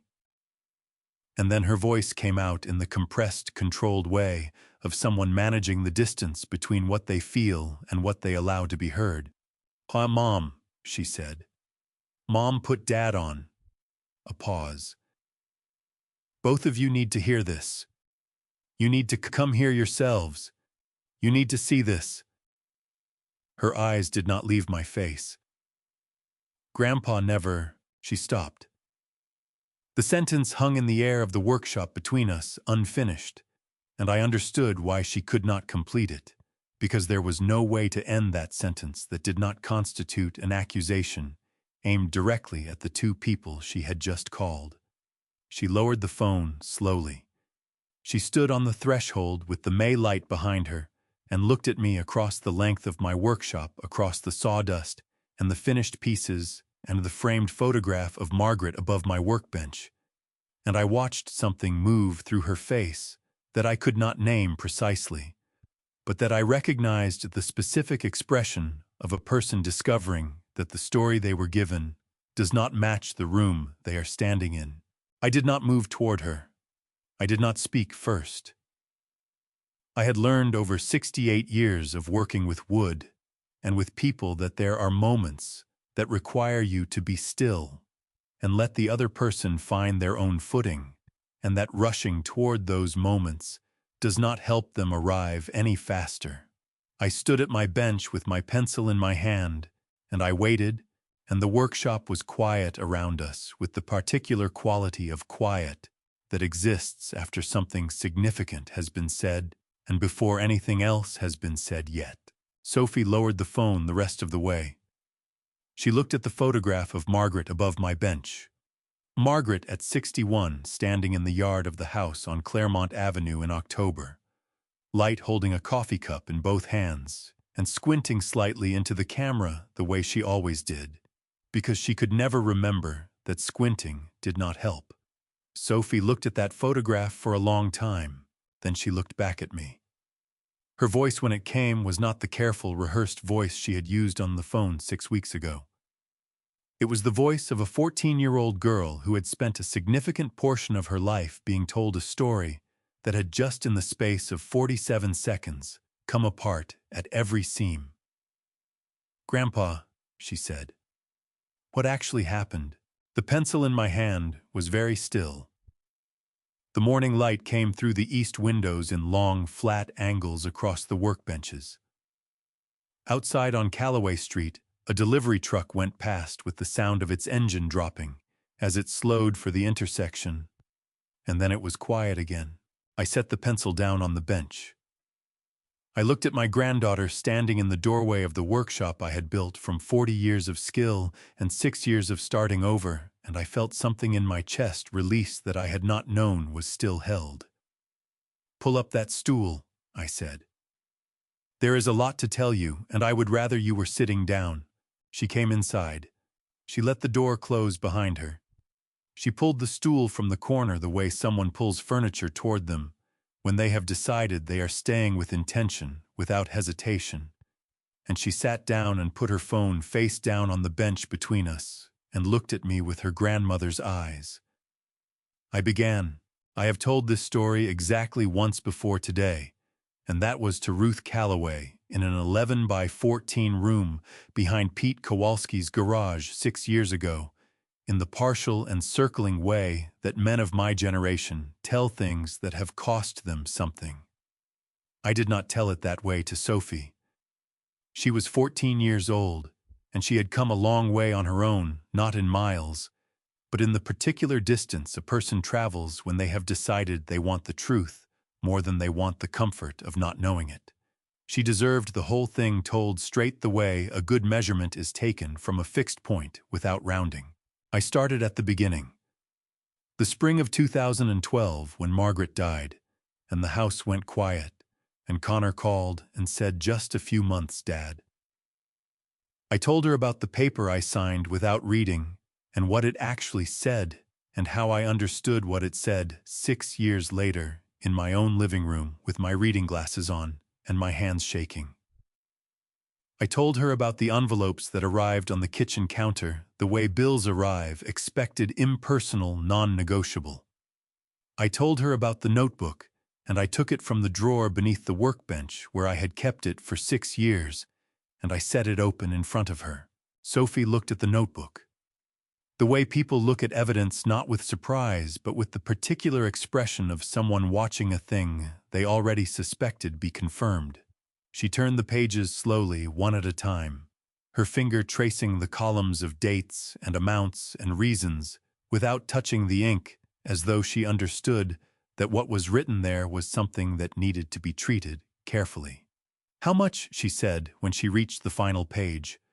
$159,500, I said. Over 6 years.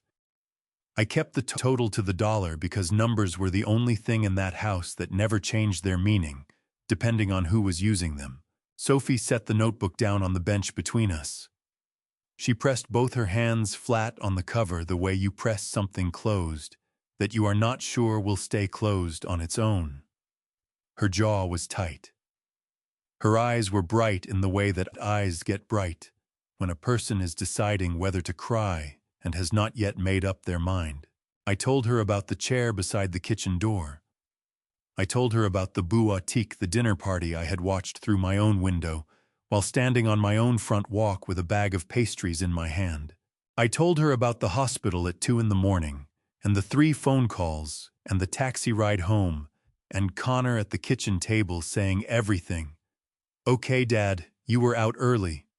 I told her about sitting on the edge of my bed with my hand pressed to my chest, because there was no one else to do it. I told her what her father had said when I sat down in front of him and asked for help. I told her what her mother had said. I told her what it felt like to stand in the living room of the house I had owned for 33 years and be told to find somewhere else. Sophie was very still through all of it. Her hands stayed flat on the notebook cover. Her breathing was even and careful in the way that breathing is even and careful when someone is working hard to keep it that way. When I finished, she was quiet for a moment. That lasted long enough that I could hear the refrigerator in the small back room cycling on, and a car passing on Callaway Street, and the particular sound of a workshop at rest, the tiny contractions of wood adjusting to the morning temperature. Then she reached into the inside pocket of her dark green jacket and took out an envelope. It was cream-colored, the kind that comes in a box of 25 at any office supply store, and it had been folded once along its length carefully, the way someone folds something they intend to carry close. She unfolded it and set it on the bench between us beside the notebook. The handwriting on the front was Margaret's. I would have known it in any context, in any light, on any surface. Margaret had learned penmanship from a teacher who believed it was a form of respect for the person who would read what you wrote. And her handwriting showed that belief in every letter, deliberate and even and completely itself. The envelope was addressed to Connor. It had never been opened. My hands, which had been steady through everything I had just described, were not steady anymore.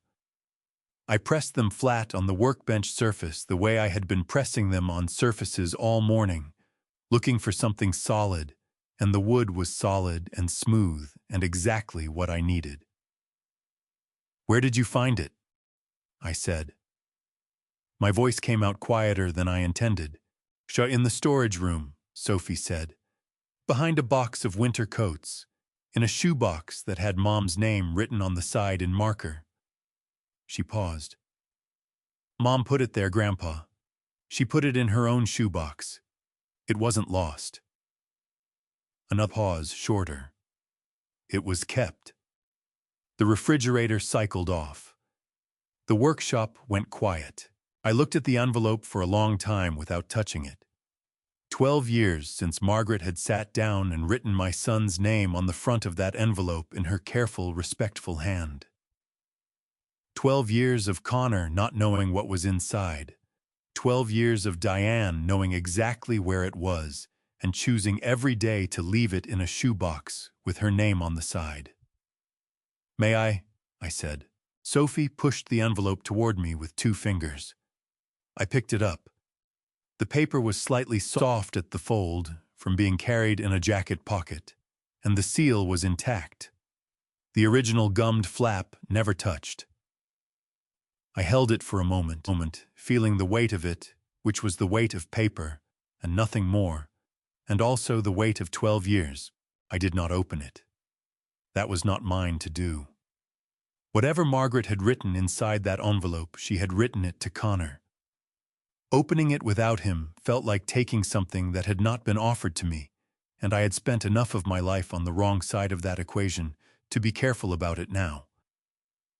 I set it back on the bench between us. "Your father needs to read this," I said. Sophie looked at the envelope. Then she looked at me. Her eyes were still bright, still undecided, and her hands had come off the notebook cover and were folded in her lap, which was the posture of a 14-year-old girl who was carrying more weight than 14-year-olds should be asked to carry. "What if he doesn't want to?" she said. "Then that is a choice he makes as a grown man," I said. "But he makes it knowing the letter exists. That part is not up to him anymore." Sophie looked at me for a long moment. Then she reached out and picked up the envelope and put it back in the inside pocket of her jacket, carefully refolded along its original crease. She smoothed the front of her jacket flat over it with her palm. "Okay," she said. Her voice was steadier than it had any right to be. "Okay, Grandpa. Outside on Callaway Street, a door opened and closed somewhere down the block, and someone called a name in the middle distance. And the ordinary sounds of a Tuesday morning in May reassembled themselves around us, the way ordinary things do after something extraordinary has happened. Not diminishing it, but containing it, giving it edges, making it something that could be carried forward, rather than something that simply overwhelmed. I reached under the bench and took out 2 mugs and the thermos of coffee I had made that morning, and I poured us each a cup, because it was something to do with my hands, and because Sophie had been sitting on a wooden stool for 40 minutes, and she was 14 years old, and she deserved something warm. She wrapped both hands around the mug, the way Margaret had always wrapped both hands around a mug, and I noticed it, and I did not say anything about it, because some things you keep for yourself. They came 3 days later on a Friday afternoon. Danny had gone to pick up a lumber order from the yard on Hamilton Avenue, and I was alone at the bench fitting the cabinet doors I had been working on for 6 weeks, when I heard a car pull up outside, with the specific sound of a vehicle whose driver is parking carefully, rather than habitually, the way people park when they are not sure of their welcome. I did not look up from the bench. The bell above the door chimed. 2 sets of footsteps on the concrete floor, one heavier, one lighter, moving with the hesitation of people entering a space and not knowing where to position themselves. I finished the measurement I was making. I set the pencil down. Then I turned around. Connor was wearing a blue-collared shirt I did not recognize, which meant he had bought it in the 6 years since I had last seen him. He looked older around the eyes in the way that financial difficulty ages a person, not in lines, but in a tightness that had settled into his face and was living there now as a permanent feature. He was standing in the middle of my workshop, with his hands at his sides, and the expression of a man who had rehearsed this moment and was discovering that the rehearsal had not covered the actual dimensions of the room. Diane was behind him and slightly to his left, close enough to be consulted, far enough back to retreat if the situation required it.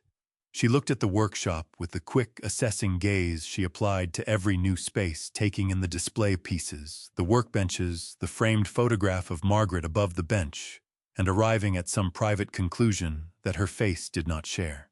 Sophie had texted me the previous evening. A single line, "They're coming Friday."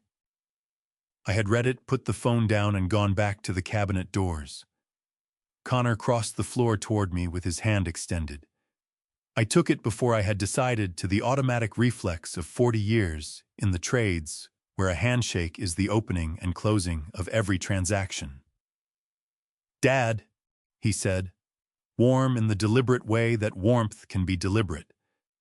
"It's good to see you. You look well." "Connor," I said. Diane came forward. "Ray, this place is wonderful. I had no idea." She said it with the tone of someone complimenting a meal they had not expected to be edible. I noticed the "had no idea," which was accurate in more ways than she intended. I gestured to the stools near the display table. They sat. I remained standing at the bench because it was my bench and my workshop, and I had spent 6 years rebuilding the right to stand where I chose, in a room that belonged to me. Connor talked for 8 minutes. The business. The supply chain issues. The decisions that in retrospect had not been right. He did not mention the notebook. He did not mention $159,500. He did not mention the paper Diane had prepared in 2013. When he stopped, the workshop was quiet. I looked at my son steadily, the way I look at a piece of wood, before I commit to a cut, with full attention, without hurry. "If I had nothing left to give you," I said, "would you be sitting here right now?" The workshop went very quiet. Not the comfortable quiet of work at rest. The specific quiet of a question that has landed exactly where it was aimed. Connor opened his mouth. He closed it. He looked at the cabinet door on the bench between us, at the handplane resting on its side, at the notebook Sophie had set down 3 days ago, and which I had not put away. Diane looked at the window. Her jaw moved once and was still. A dog barked twice on Calloway Street and stopped. Connor did not answer. When he looked back up at me, the careful warmth he had carried through the door was gone entirely. What was left on my son's face in the afternoon light of my workshop was shame. Not performed shame. The shame of a man who has just seen something about himself he would have preferred not to see. I had waited 6 years for that. I had imagined it would feel like resolution. It did not. It felt like watching someone I had loved for 42 years understand something painful, and the only thing I felt was tired and sad in the way you are tired and sad when you have been right about something you wished you were wrong about. I pulled a stool from the corner and sat across from him. Not close. Not with the workbench between us either. Two men in a workshop on a Friday afternoon. I'm going to tell you about a grand opening, I said. Connor looked up. 2 weeks from Saturday. The whole community is coming. I want you and Diane there. I want Sophie there. I paused. You should know that I intend to say some things that afternoon I have never said out loud in a room with other people present. What kind of things? Connor said. True ones, I said. He held my gaze. Then he nodded the slow nod of a man who has understood an announcement. Diane turned from the window, her face composed in the particular way of a woman who has understood exactly what is coming and is already calculating what can be managed and what cannot. We'll be there, Connor said. I stood up and went back to the bench. The work was still there. The afternoon was not over. I picked up the hand plane and went back to fitting the door, and the plane moved along the edge of the wood with the particular ease of a tool working exactly as it was made to work.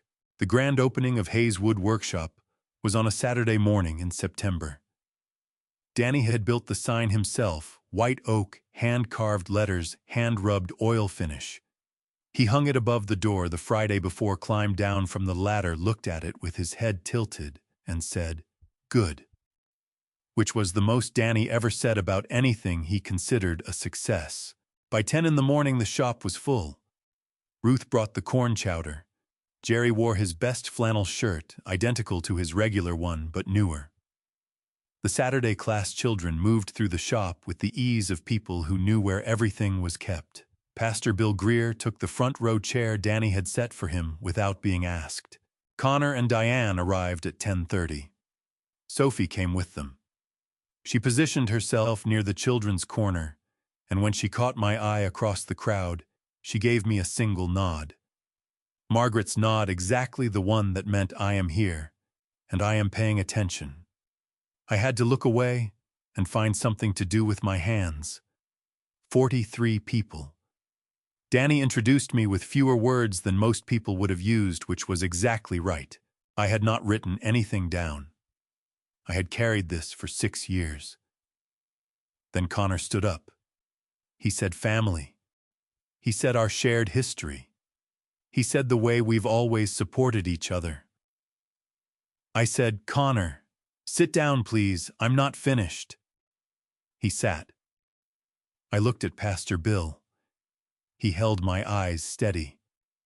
Before we celebrate, I said, this room deserves to know some things.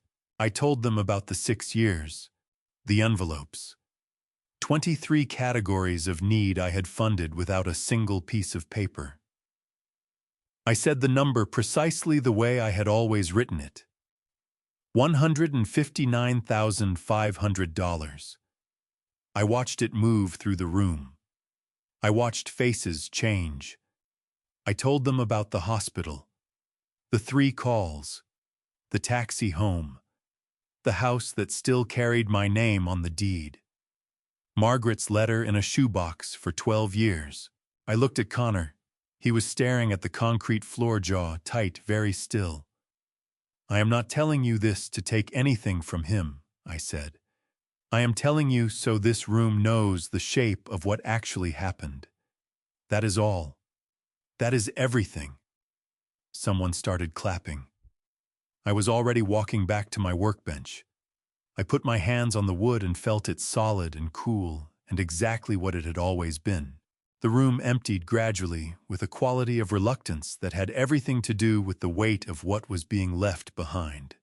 Ruth stopped beside me on her way out and put her hand on my forearm and held it there without saying anything. 9 years of Wednesday lunches, and that was the most she had ever touched me. It communicated more than words. Then she picked up her empty chowder container, the bell above the door chimed once, and she was gone. Danny swept near the children's corner with his back to the room, which was not an accident. Pastor Bill shook my hand with both of his at the door and said quietly, "You did the right thing today." He meant it. Then he left. Diane left without speaking to me. I watched her go and felt nothing in particular, which was itself a kind of information. Connor had not moved toward the door. He was standing near the walnut credenza, looking at the joints the way a man looks at something when he needs somewhere to put his eyes. I walked across and stood beside him. "It's good work," he said. "It is," I said. A pause that had real weight in it. Then, "Dad, I don't know what you want from me." "I don't want anything from you, Connor. That's the first time in 42 years that's been true. I want you to sit with that for a while." His jaw moved. His eyes went bright. "I didn't know about Mom's letter," he said. "I didn't know Diane had it." "I believe you," I said, and I did. Then I said what I had been carrying since the morning I walked out of the house on Claremont Avenue with a tool roll and Margaret's photograph. "I built you a house, son. But now I have to build myself a life."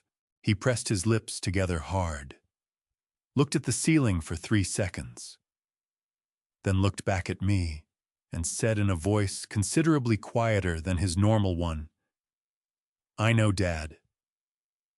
He held out his hand. I took it.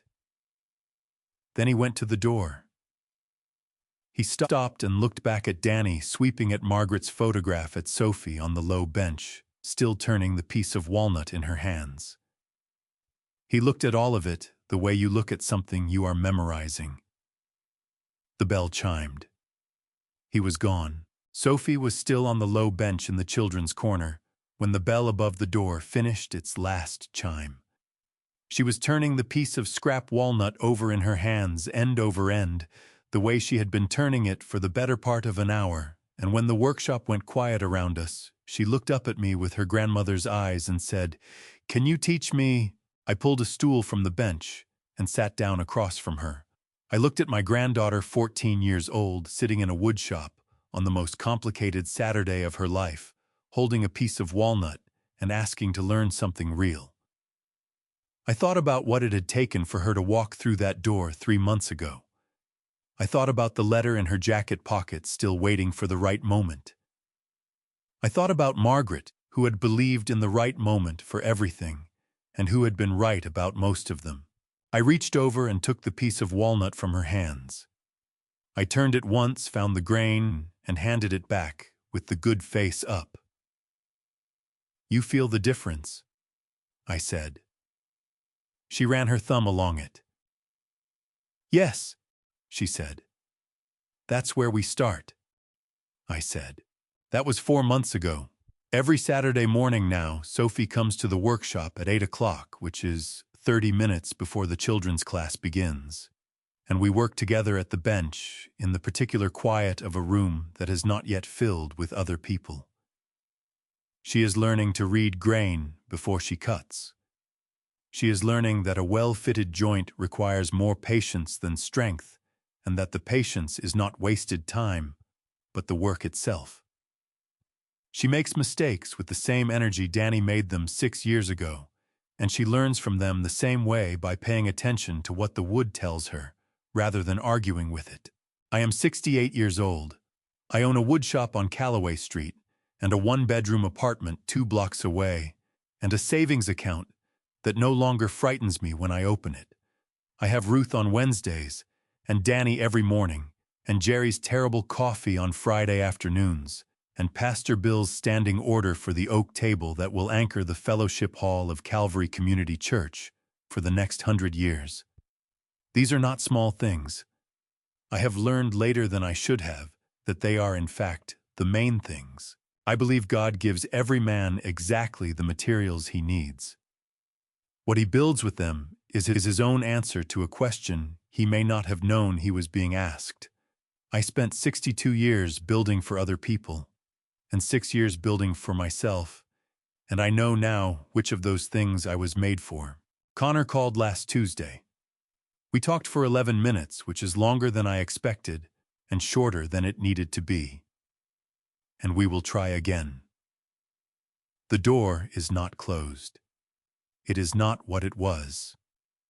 Those are two different things, and I am old enough now to hold both of them without needing one to cancel the other. Being needed is not the same as being loved. I spent a lifetime learning the difference. Sophie will know it for free. If you have to pay to stay in someone's story, walk out and write your own. The people who love you will find every page. This is one of those grandpa stories I never planned to tell. But I have learned that the stories we carry longest are usually the ones that need to be heard. I spent 62 years believing that being needed was the same as being loved. It is not. Do not make the mistake I made. Do not wait until you are standing outside the window of your own home to ask yourself whose life you are actually living. I believe God does not waste a single broken thing. He used mine to build something better. If this family story reminded you of someone you know, a parent, a grandparent, a friend who gives without ever being asked, how they are, share it with them today. Sometimes the most important thing we can do is let someone know they are not invisible. These grandpa stories exist because quiet people deserve to be heard. This family story is fiction built on truths that real families carry every day. If any part of it did not sit right with you, I respect that completely. There is no obligation to stay. Drop a comment below and tell me, have you ever been the person who kept giving long after you should have stopped? I read everyone. Subscribe if you believe that family story told honestly can change the way we treat the people we love. Thank you for staying until the end. It means more than you know. The stories on this channel contain fictional elements created for reflection and storytelling purposes. Viewer discretion is always welcome.